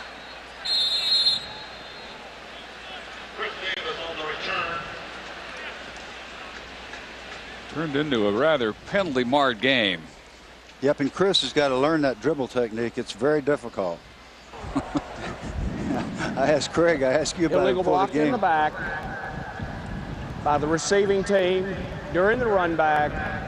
10-yard penalty from the spot of the foul. Pat Watkins, number 21, pushing in the back. The receiving team. Chris Davis on the reception was looking up to see who was covering before he caught the football. He's a freshman. They've got a whole offensive package just for him, and if he'll just handle the football and show some poise, we'll probably get a chance to see more of him. But he dropped that one. He was lucky to come up with it. Do you notice a little flatness right now of both teams? Not just one, but both football teams. And if Maryland wants to have anything happen their way, they have to come aggressive. They have to change what they've been doing. They got to get after it. This game doesn't have any pace, and the penalties are, I think, the biggest factor. Both teams get something cranking. Here comes the flag. Alfonso Thorpe driven straight back by Mike Shula, first Alabama team to beat a ranked opponent. They pulled this off since a Big 3 team beat your first ranked opponent, Joe Paterno's Penn State. Yep, with hats off to Bobby Humphrey, who had a great night that night. Well, Chris Ricks had the ear pad go flying up in the air, trying to get in the goal line, and I think that got his attention, and his arm went kind of numb because he's about 1 for 4 since that blow-up shot down there. But he's got his eyes back focused here in the second half. He's looking alert. They wouldn't let him go out there at risk like that. No, he's okay now. Yep. For the game, just 7 of 16, 122 yards. 1 touchdown, 1 interception, return for a touchdown. And here's a strike. One of his better throws of the night is to P.K. Sam for 12 yards. Maryland absolutely has to do what they're doing. They're taking a risk when you blitz Chris Ricks, a guy like that. He's elusive. He can get away from you. Leon Joe, number 32, missed the tackle there. Ricks stepped right up and made a nice throw, threw a strike, got the completion. Look at the stutter step, the little side step right here. Gave him a chance to throw the ball. Absolutely, he's awake and alert. Maryland's going to have to keep taking some risks like that to make some plays. From the same high school as Carson Palmer, last year's Heisman Trophy winner, out of Margarita Catholic High School in California. And Sean Merriman, sophomore from Upper Marlboro, Maryland, has the sack. Eddie George, Steve McNair of the Titans, Rich Gannon, and the Raiders. With the Merriman sack, here comes 2nd and 22 for the Noles. Rich wanted to set up a screen. Now ad-libbing and has to throw it away. All eyes on Ricks after his bumpy sophomore season. One thing to remember, though, it's the first freshman quarterback to be pushed into action as early as he was under Bobby Bowden. He's had some great moments. He has had some embarrassing moments, and none more so than when he overslept and missed a test late last season. That caused him to be benched in the bowl. But as Rob mentioned, I think his new living conditions, living with his friend the minister, reason to expect his junior and senior years to be ones in which he fulfills what they consider still to be terrific potential. Bobby Bowden remains a devout Chris Ricks fan. Says he's been badly misrepresented. He is a natural-born leader. People who say he has no leadership qualities, Bobby Bowden could not disagree more. In fact, says one of his problems as a redshirt freshman starting quarterback was he's out there trying to tell upperclassmen what to do. I mean, your quarterback is usually supposed to do that, but they're not used to hearing that from a freshman. That's right. He's had to deal with some personal issues that nobody knows about that have been extremely difficult for him. Jesse Stein, very high punt. Makes room for Suter on the return. The Terps will start from their 40. Did you see the guts and the courage of Suter? I mean, that ball's up there, and the gunner's coming down. Wow. I bet you thought you knew everything there is to know about Florida State. Well, I bet you didn't. More on the circus when we come back.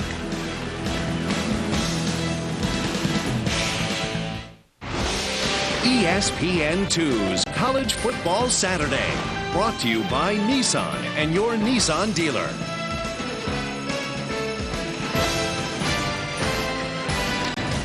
Really a nice night, North Florida. Wow. That hot, very clear. You can see the moon. You can see the fourth largest crowd in the history of Doak Campbell Stadium.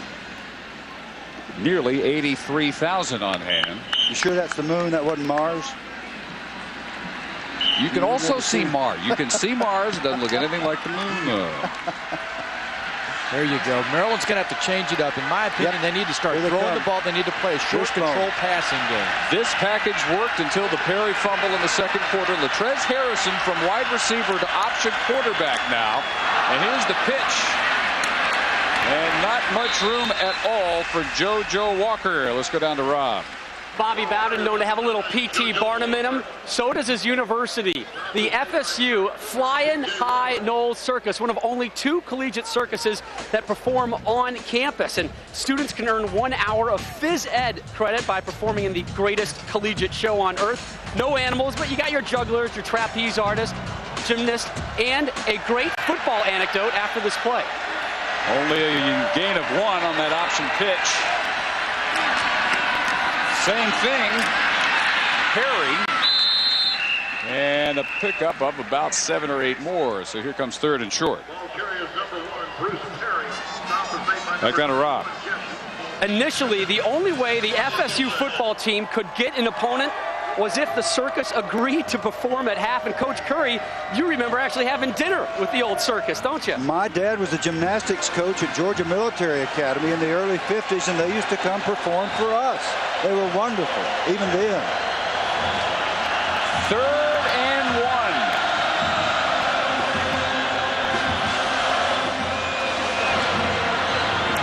Perry. That should be enough for the first. That's just good Ralph Friedgen football there. Stefan Heyer, C.J. Brooks, tackle and guard, knocking people back, doing a good job on Womble and Eric Moore. Kyle Schmidt, the center, was also involved. You know what's happening here now? Friedgen has got them set up. They're expecting that formation to bring an option, right? And the free safety has to come up in that lane for That's support. right. So watch play action pass. Play action pass is a perfect call right here. McBrien back at quarterback and calls time. And burning timeouts, which is another thing that probably ought to go on the fridge factor. Yeah, that's right. When you give those away in the second half, it's deadly. Still no offensive touchdowns for Maryland. And they still trail by 11.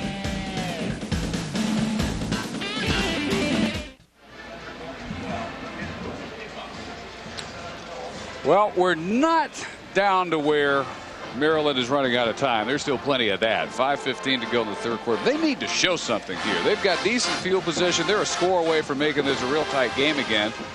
But it's just been one sputter after another. It has. It has been, and it's so unlike a Ralph Friedgen team.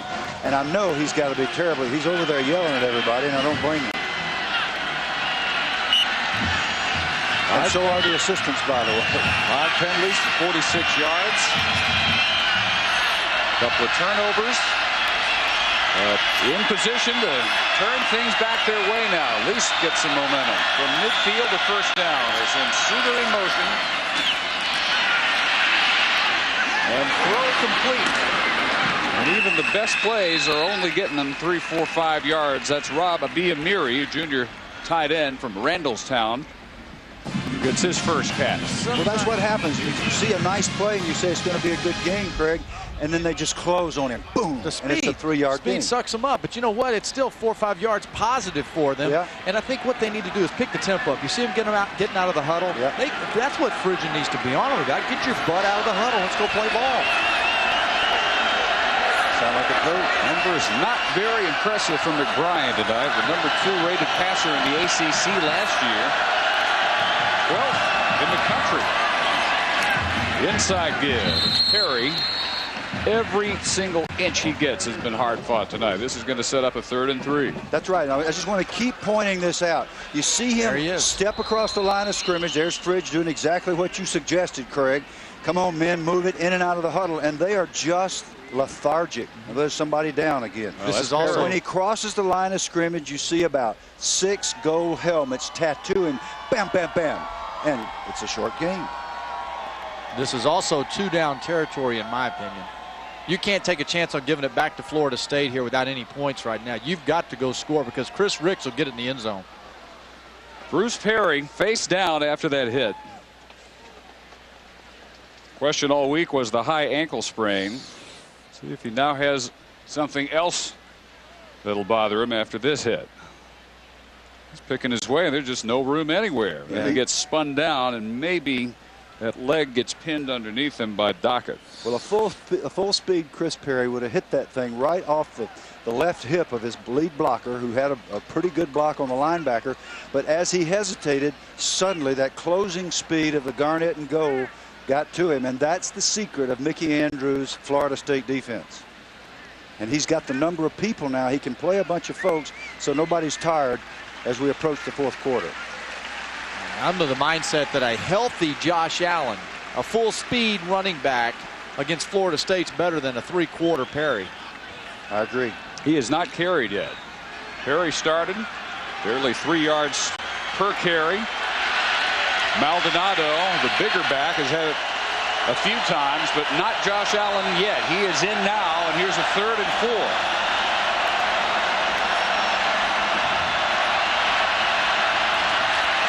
McBrien hanging one up. Incomplete, intended for Harrison. One-on-one with Rufus Brown. And if there were any interference, it wouldn't be called because the ball was uncatchable. Rufus Brown, a backup corner who plays a lot of football. And again, when you don't have to play every snap, when you can substitute freely, then everybody enjoys it and everybody's fresh. That guy right there is highly motivated. I haven't seen Bobby Bowden any more motivated in his career, and I've known him for 27 years. Yeah, he told us yesterday he's 70 dadgum 3. Not just 73, but 70 dadgum 3. November 8th going to be 70 dadgum 4. You never know it. Podlesh's punt is a touchback. Boy, that was close to perfect. Jerome Cox almost able to down that one inside the one. Bobby Bowden, the ageless one, rejuvenated after closing ranks around his program during the offseason.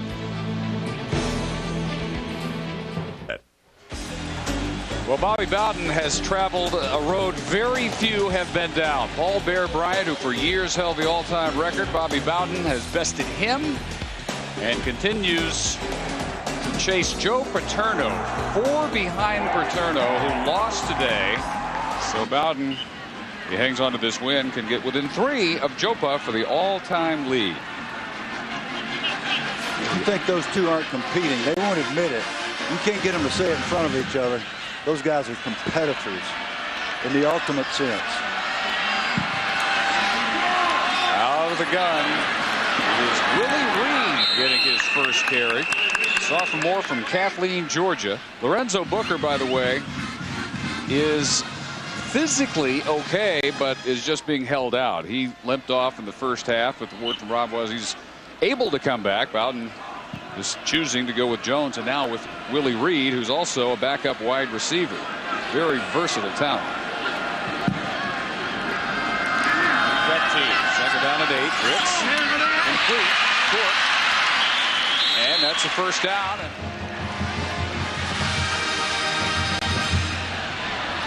Lots of upsets, 2 near upsets at Ohio State and at Notre Dame. Ricks running out of room and flipping that one out of bounds.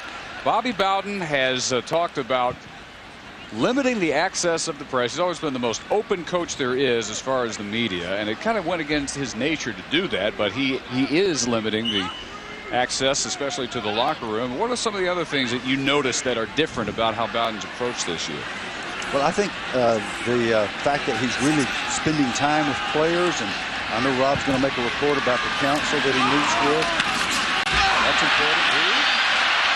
He's got a burst. He's fresh-legged. And he's out to the 43 after a gain of 12. And to continue in that line of thought, I don't think there has been a moment when the Florida State football program wasn't demanding, but I think it was more demanding in this offseason and in this summer. I think the players showed up, and there's more leadership on this team. He's very pleased with his seniors. All those things seem different to me. And heck, they just run faster. They got more good players than they've had the last couple of years. Ricks going deep, one-on-one. And incomplete, overthrown for Sam. Covered by Jamal Chance. Down to Rob. Well, you guys touched on it. This Unity Council, a lot of programs have it, and it's a council that consists of selected players. And Coach admitted to us yesterday he really got away from it. And last year he felt that too many things cropped up, and had he known about it, he could have solved. So this Unity Council back in good standing, 13 players representing each class, and they've really only had to deal with one issue so far. We'll talk about that coming up. Yeah, it was really a burning issue at that. One of the controversies of the day. Here's Reed motion out of the backfield. It's thrown the other way. And more fresh legs getting involved. Chauncey Stovall. Rob, what was the issue of the day? Hold everything. Are you sitting down for this, right? Yeah. The great sock debate. You know, I mean, it's a good problem for FSU to have, right? Sock problem. Some like it high, some like it low. So Coach said, council, you guys decide how high the socks are. You tell to the guys, so you look at the socks. All of them showing about 2 inches now. Well, things must be in pretty good shape if the biggest problem you have to discuss on your roster is socks. Well, if you've ever raised teenagers in your home, then you know that socks and length of pants and Length of proper hair. and what constitutes casual, decent, and what doesn't, length of hair, all that becomes a big factor, and you are dealing with teenage males. I know that's hard for the fans to believe. This is 100+ teenage males, and you're responsible for them 24 hours a day. So Bobby said, dadgummit, y'all going to tell me how high the socks are going to be. They're going to be 2 inches or 1 inch or dadgummit, whatever it's going to be. So they decided 2 inches above the shoes. A lot of them wanted to play with no socks, naturally. If you were a teenage male, you might want to do that. You might want to do a lot of things. That's the problem. First down. Yeah. Well, the serious point about that Unity Council has got to be, if you're a player, Craig, the fact that you know your voice will be heard. It's not a total autocracy that you're involved with. Yeah, he'll go along with it right up until it's something dumb asked for. Yeah, pass caught by Davis for 9 yards to Matt. Well, you talk about jump-starting a program. What if Mike Shula is able to knock off #1 Oklahoma in his second game? Be no surprise. No surprise to those of us that have been around that program. They can do anything they want to. It would surprise me if they beat Oklahoma. Willie Reed, first down. But you're a subject to surprise frequently. No, Craig. I'm not either. I follow Alabama pretty closely, and they have had a lot of distractions. So you do, huh? Yes. Well, I need to talk to you, son, so you learn a little bit more about the program. Well, you'd be about one of the only men that felt like Oklahoma was going to lose today. Well, how about we just wait and see? Get an ice cream on it, would you? All right, your own. Bulls keep marching from the 36. Back to Willie Reed. Now, Craig, you mentioned the drop-off in energy, and both squads were lethargic. The coaches, and especially Maryland's sideline, were just screaming at them. Dave Salazzo, most notably, the defensive line coach. And sure enough, here comes Jeff Bowden and Darrell Dickey with no huddle. And they've gone down the field, and it's not a frantic pace, but they are forcing Maryland to get lined up late almost every play, and they're moving the football again. It's added a little bite to the game. Not quite Charlie Ward in the fast break, but it's having a pretty good here. PK Sam, foot race, touchdown.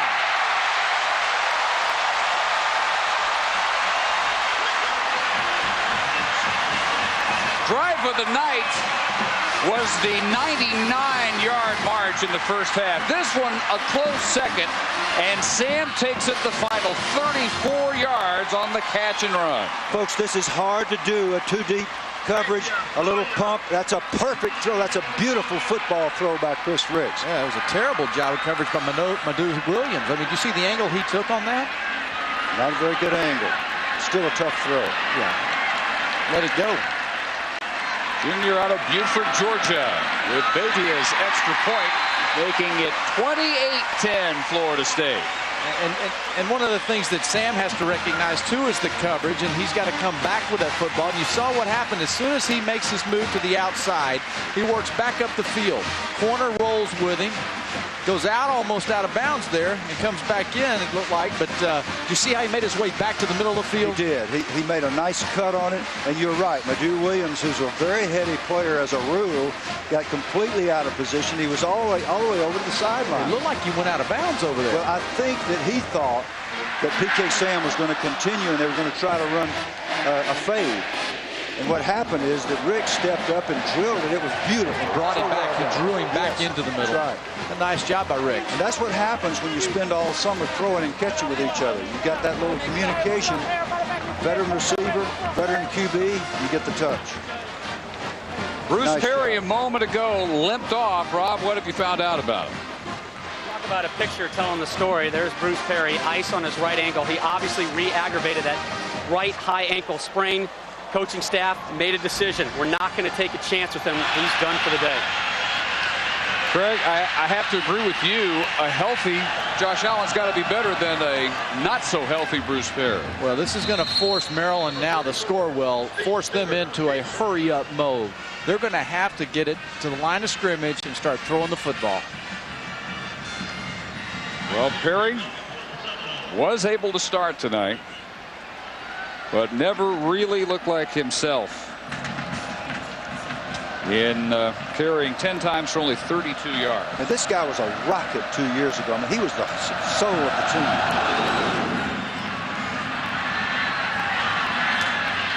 Suter from the 2. The nose came loaded for Steve Suter. By reputation, they knew what he was capable of, and they have kept him pretty well bottled up. Only a 14-yard return. And he's not full speed either. He hadn't been playing, and he's got that hamstring. Another injured Maryland player on the final play of the third quarter. 99-yard drive in the second, an 80-yard drive in the third. 28-10 Florida State.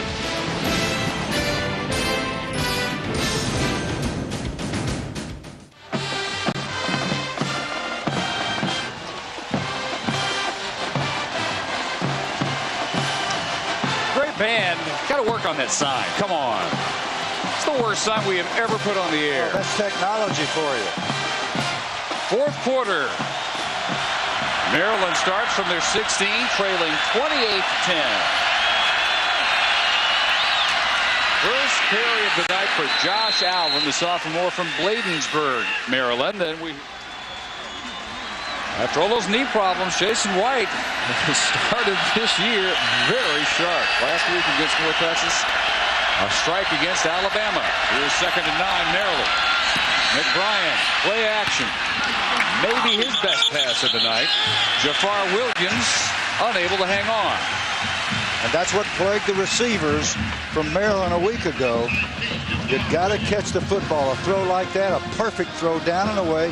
The only guy that could catch it was Williams, and Jafar put it on the ground. Last now week they got 3rd and 9. They had 2 balls that they dropped, and a couple they said they could have made that would have been big catches. But you know, you've got to make that play right there to keep any kind of hope going right now. It takes confidence away from McBrien and the whole team.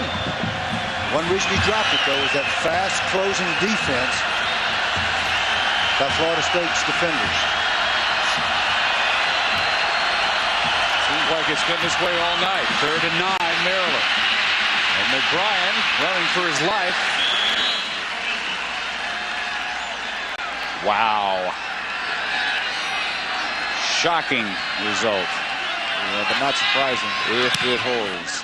Shocking, but not surprising? Yeah, How's I'll that? tell you why. Two reasons. Charlie Strong, new defensive coordinator at Florida, and the other one is Miami's offensive line has no continuity or consistency. And they don't have a leader on their football team. You could see it last week. 50-yard punt by Podlish. All Florida State here early in the 4th.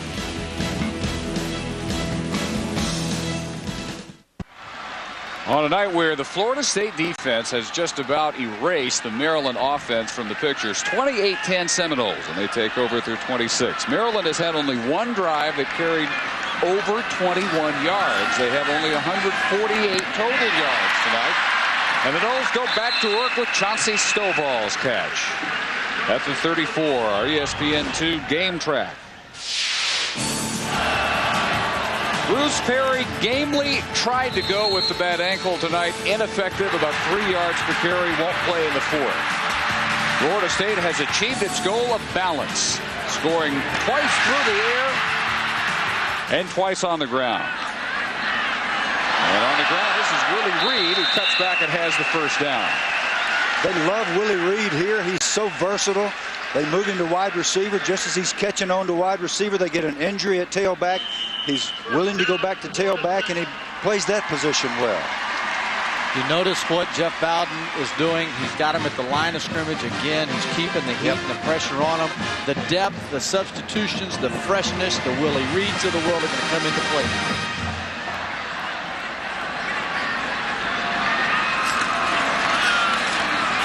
All day for Ricks.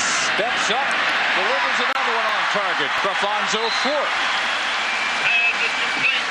And 18 more yards.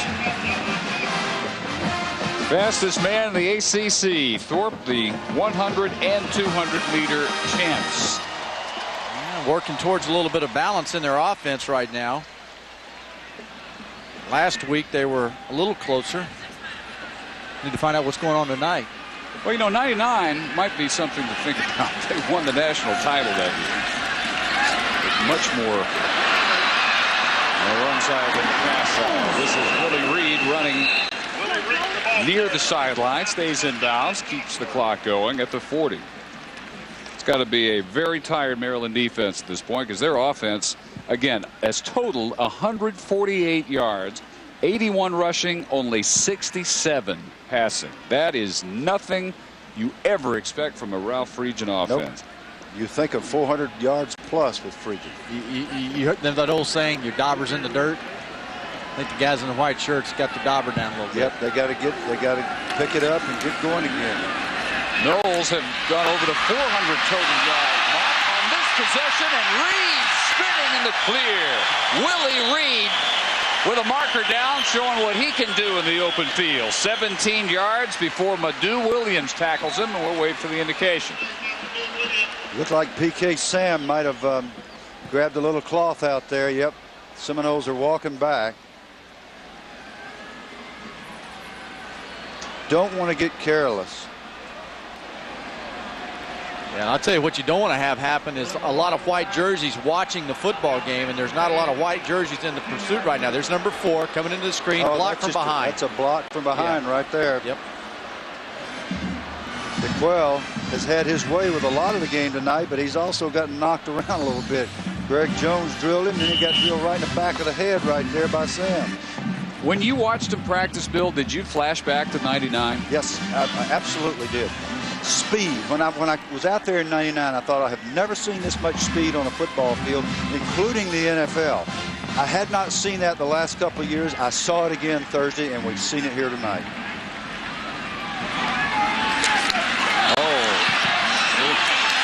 Take to Ricks here, and Booker has just come back into the game. Fumble, and Florida State recovers. Nicely carried out fakes. People will wonder if USC might be able to do it to Auburn. Could they end that streak at BYU? No, turns out not. That is almost a backwards pass, but it is incomplete, intended for Reed. What we saw in the previous play is what Jeff Bowden referred to the fun in practice. He puts in a little trickery and a direct snap, in that case to Booker. Chris Ricks acted as if the ball had been snapped over his head. Booker ran about 4 yards and dropped the ball on the ground. That was not part of the plan. Jeff was not pleased with that aspect. And now they're going to have to punt the football.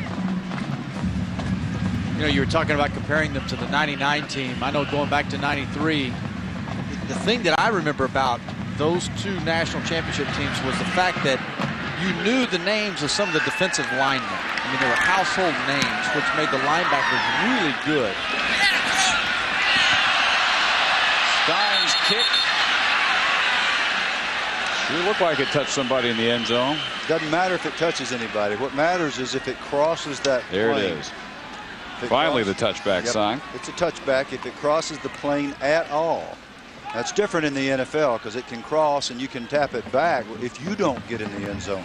Different rule in college. Sunday morning. New quarterback now from Maryland, Orlando Evans, a senior from Stockton, California, who's been one of the pleasant surprises. He began his career at the University of Oregon, transferred to junior college, went undefeated at City College of San Francisco, had a 12-0 season there. Tore his ACL in his only appearance last year, threw all of one pass, kind of the forgotten man, and he came strong through camp and is a surprising number 2 quarterback behind Scott McBride. A little bit bigger, 6'1", 193.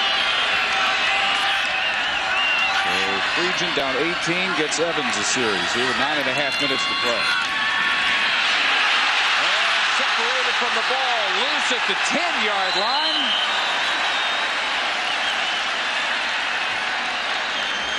Florida State recovers. A.J. Nicholson.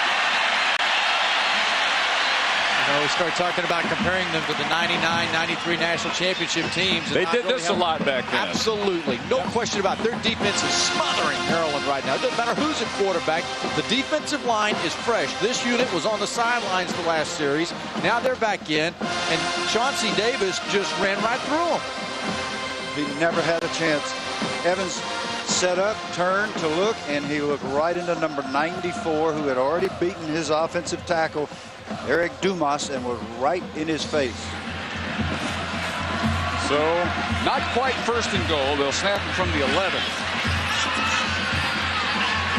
It's still the quarterback. And intended into the end zone for Thorpe. Here come the flags on Dominic Foxworth. This is when the fatigue begins to set in, and the old feet don't move as well for Dominic Foxworth, number 6. Kerfonso Thorpe, who's been rested and is back on the field, having had a chance to get himself back together, beats him inside, and the only thing that Dominic can do is get him on the ground so he doesn't score, and hope now that they can keep him out of the end zone. That was a calculated pass interference and probably a wise one after having been beaten. You know what? When you got no safety in the middle of the field to help you, and you're going against the Florida State receiver in Thorpe, you're going to have to tackle him a bunch. Zero coverage, meaning no free safety. So they move it up to the 2, where it is now first and goal. And they go with the power formation. Extra tight ends are in the game. Slamming off tackle is Reed, and driving finally in. Touchdown. This is how Florida State just puts the wood to one opponent after another. They grind you into submission. And especially when they have the kind of talent that they have this year. Great leg drive by a very little fella, Willie Reed, 190-pound tailback. Took Denard Wilson, number 13, and His knee was not down. A touchdown. If that ball broke the plane, I don't think it did. Oh, sure, but it didn't. Well, look at the scoreboard. Let's talk about it. Scoreboard says 35, but it shouldn't. It should not, but it does. Willie Reed gets away with one, but you know what? At this point in the game here, this is a woodshed whooping.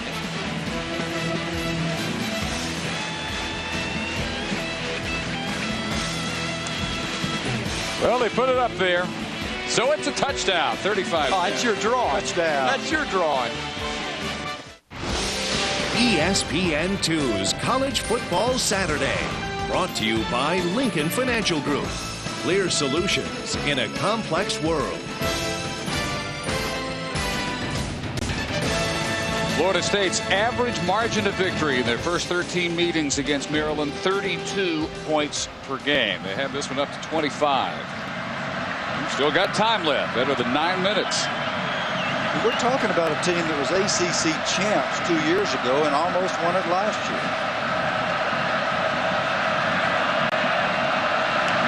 11-3 last year, 10-2 in Region's first year, best first 2 years ever by an ACC coach.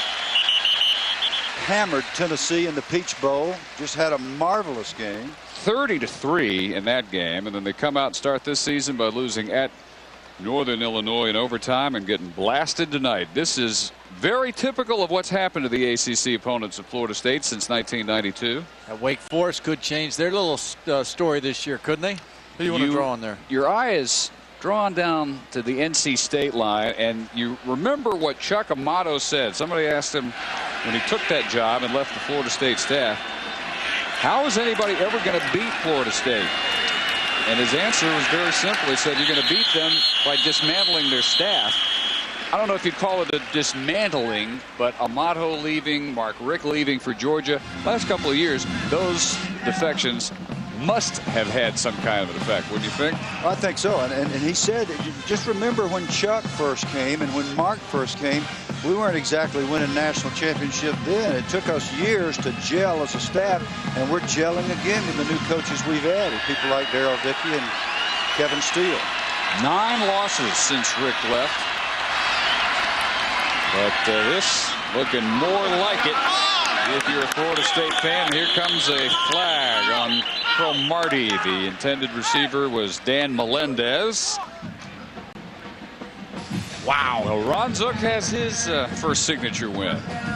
A huge win for Ron Zook, because going into this season, there were a lot of Florida Gator fans not fired up about Ron Zook. No, and he has won the confidence of those players. They believe in him. He's got a marvelous coaching staff, good systems, and Miami's got some work to do. I was shocked when I saw him play last week. You get to see him play next week at home against East Carolina. He'll be there. Incomplete. Orlando Evans intended for Dan Melendez as Terp backups get another series. And Leroy Smith gets up limping this time.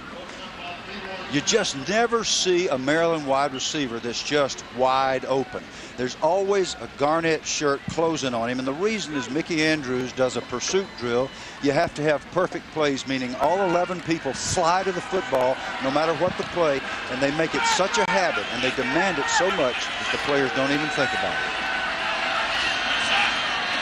Maryland's lowest output last year, total offense, was 133 in their shutout opening loss to Notre Dame. They're at 139 total yards right here. A juggling catch is made by JoJo Walker. In the Florida State game,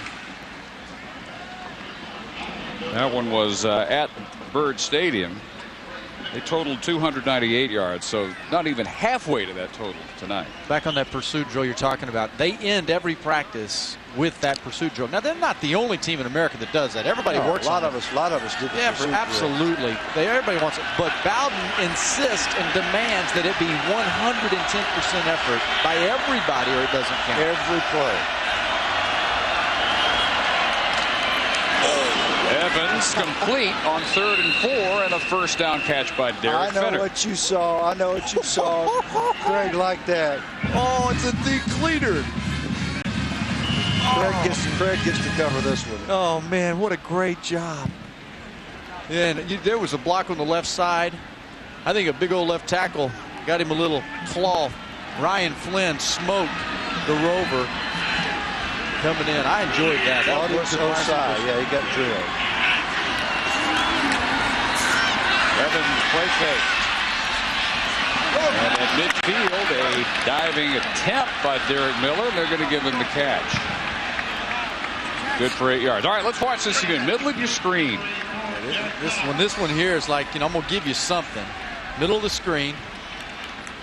Oh, That is what Craig calls a decleater. That's a slobber knocker. That is an absolute slobber knocker. That's a blitz pickup. That's what centers used to get paid to do. That's what I did for a living for a long time. I was a running back that did that. Yeah, but I know I didn't do it quite as well as he did. Maldonado, first down. When Claudius Osei came over here as an exchange student from Germany, do you think he ever envisioned that kind of treatment? Getting picked up and deposited about 5 yards away on a decleater. Welcome to America, Claudius.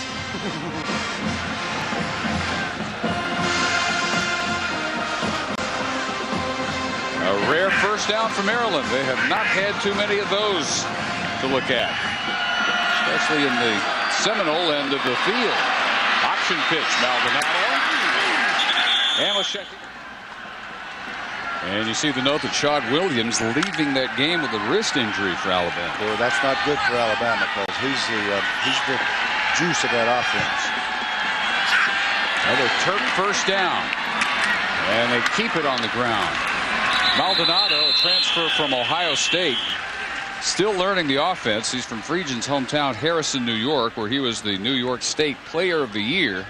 Two excellent candidates, maybe to make it all the way to an AFC championship this year, and they go head-to-head, get the season started tomorrow night. Evans, out-pattered, incomplete, intended for Melendez. You made the comment a while ago, Coach, about how Maryland's receivers always seem like somebody's on them. In my opinion, all the throws have been late. The timing's off from the quarterbacks. They don't realize you've got just a hair of a second, split second, to throw the ball to one of their receivers. Well, I think that's right. And it goes back to the speed of the game we talked about early in the game. You're just not accustomed to seeing people that run like the Florida State team unless you've had a chance to play against them. 3rd and 8. Quarterback draw. Evans, never a prayer. Sam McGrew was on him like you couldn't believe. That's a play you figure you're going to catch somebody unaware. Not Sam McGrew, the backup mid linebacker. The legend of Sam McGrew. Wow. Look at him shoot that guy. They're coming after Evans. They're making him grow up in a hurry. Mickey Andrews is emptying out the playbook, and he's emptying up the bench, and he's letting everybody play, and the guys love it. And you know what he said about it, too? Now, they've got a lot of seniors and juniors on this team, which means he's got to get a lot of these young kids in the ball game to get experience for the future. That's right. 4th and 13. Over the middle, and there's some early contact, and here comes the flag. Yeah, good call. Pretty obvious this one was going to come back. Ray Picune with the Florida State pick. Pat Watkins with the interference, number 22. Pat just got there a little early, and they were giving the young quarterback all the looks. You see how long he waited on that pass? Yep. It was late, wasn't it? And that just, the timing, the tempo, you've got to be smoother and quicker. Pass interference on the defense, 15-yard penalty, first down. So the Terps 1st and 10. This snap just inside the 25-yard line of Florida State. Just trying to get this thing respectable.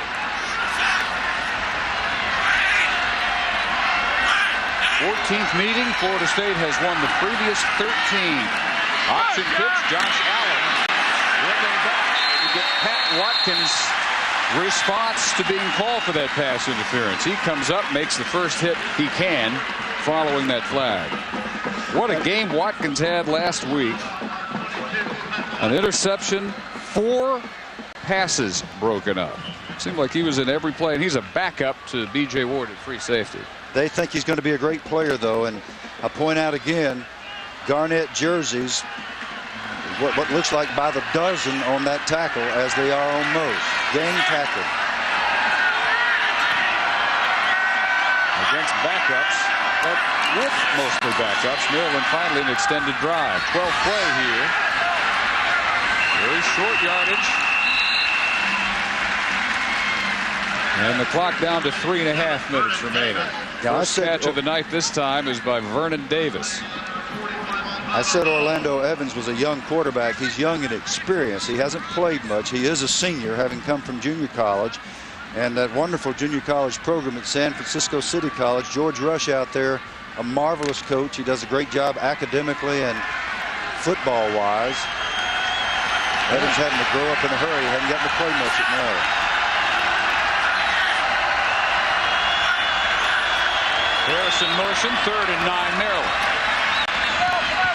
Pass thrown behind Josh Allen. And the Terps will have to try and convert another 4th down. In a game like this, if you're Ralph Friedgen, you just want that clock to run on out before somebody else gets hurt. If you're Bobby Bowden and Mickey Andrews and Jeff Bowden, you want to extend it so you can get more of your kids some playing time, because that's the reward. Mickey Andrews said last spring they had 8 guys, seniors, that weren't able to practice, and the young guys did all the hard work, so they need to get to play. Last chance or close to it for the Terrapins. And Evans will have to scramble. Throw on the run. Not nearly enough for the first down. JoJo Walker meets Stanford Samuels.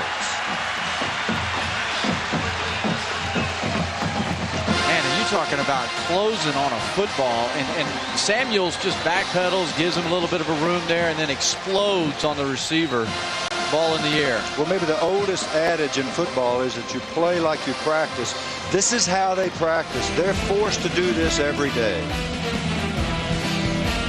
Tell you what, Florida State looking like they are very much back.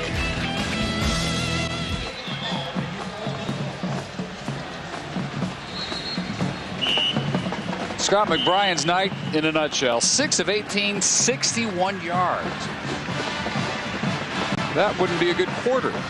That's his entire night. 1 interception, no touchdowns.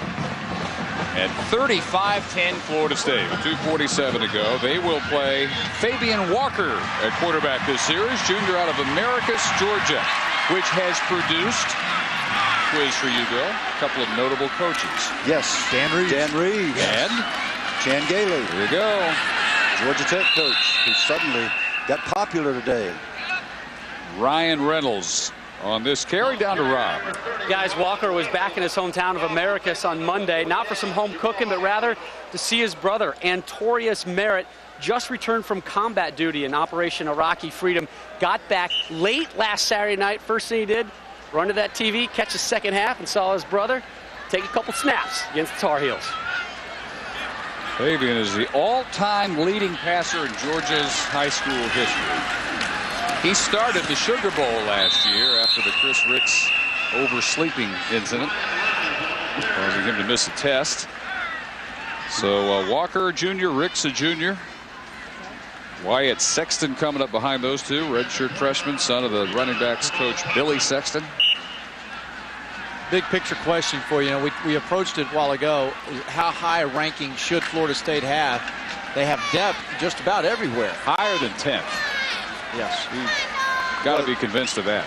They're a top 5 team, but it'll take them some time to get up there because some other people will have to get beat. But why? That's crazy.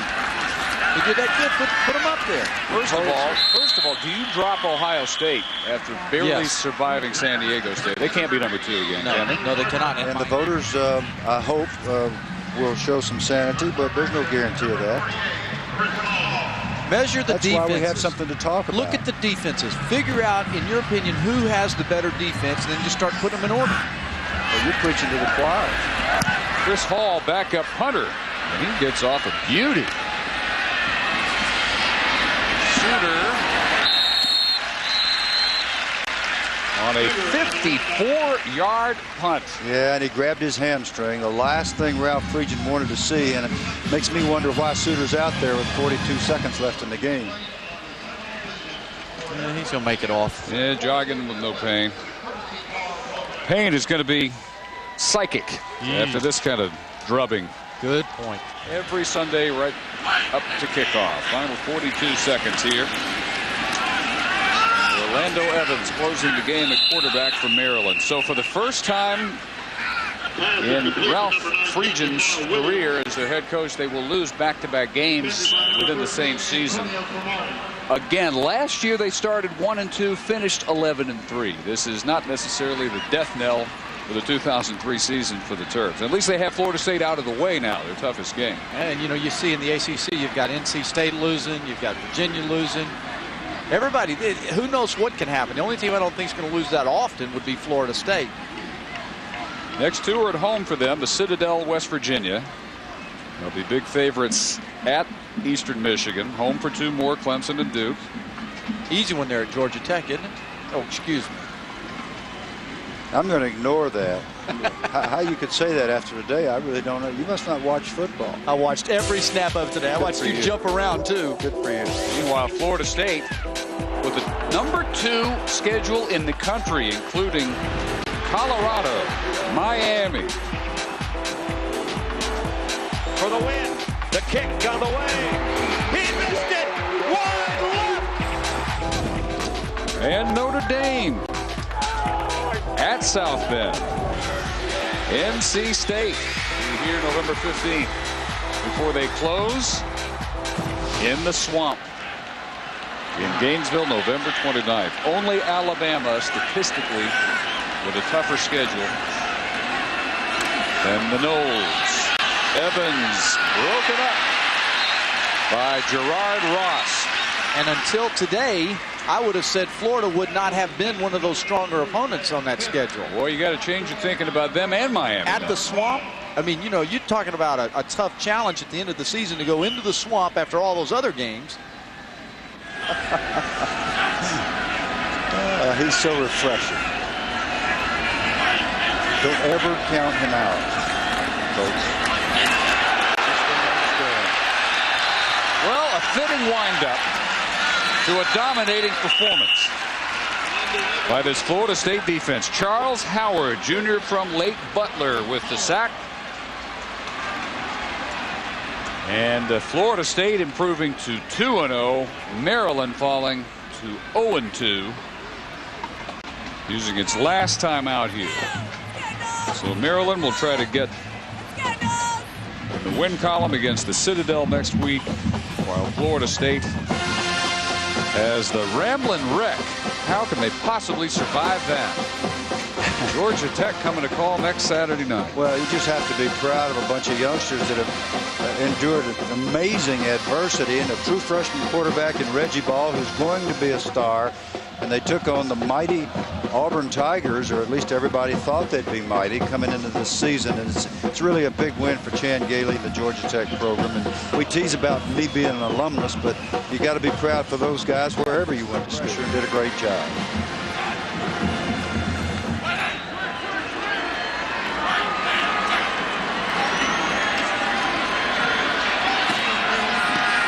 Evans throws complete. And Rich Parson driven out of bounds with 2 seconds still on the clock. This is what you want if you're the Maryland coaching staff. Your guys are still competing. Evans steps up, delivers a nice ball.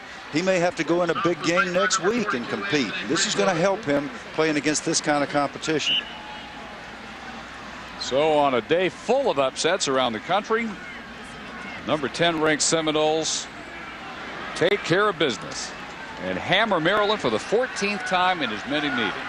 And they're about the same average score, isn't it? Pretty close.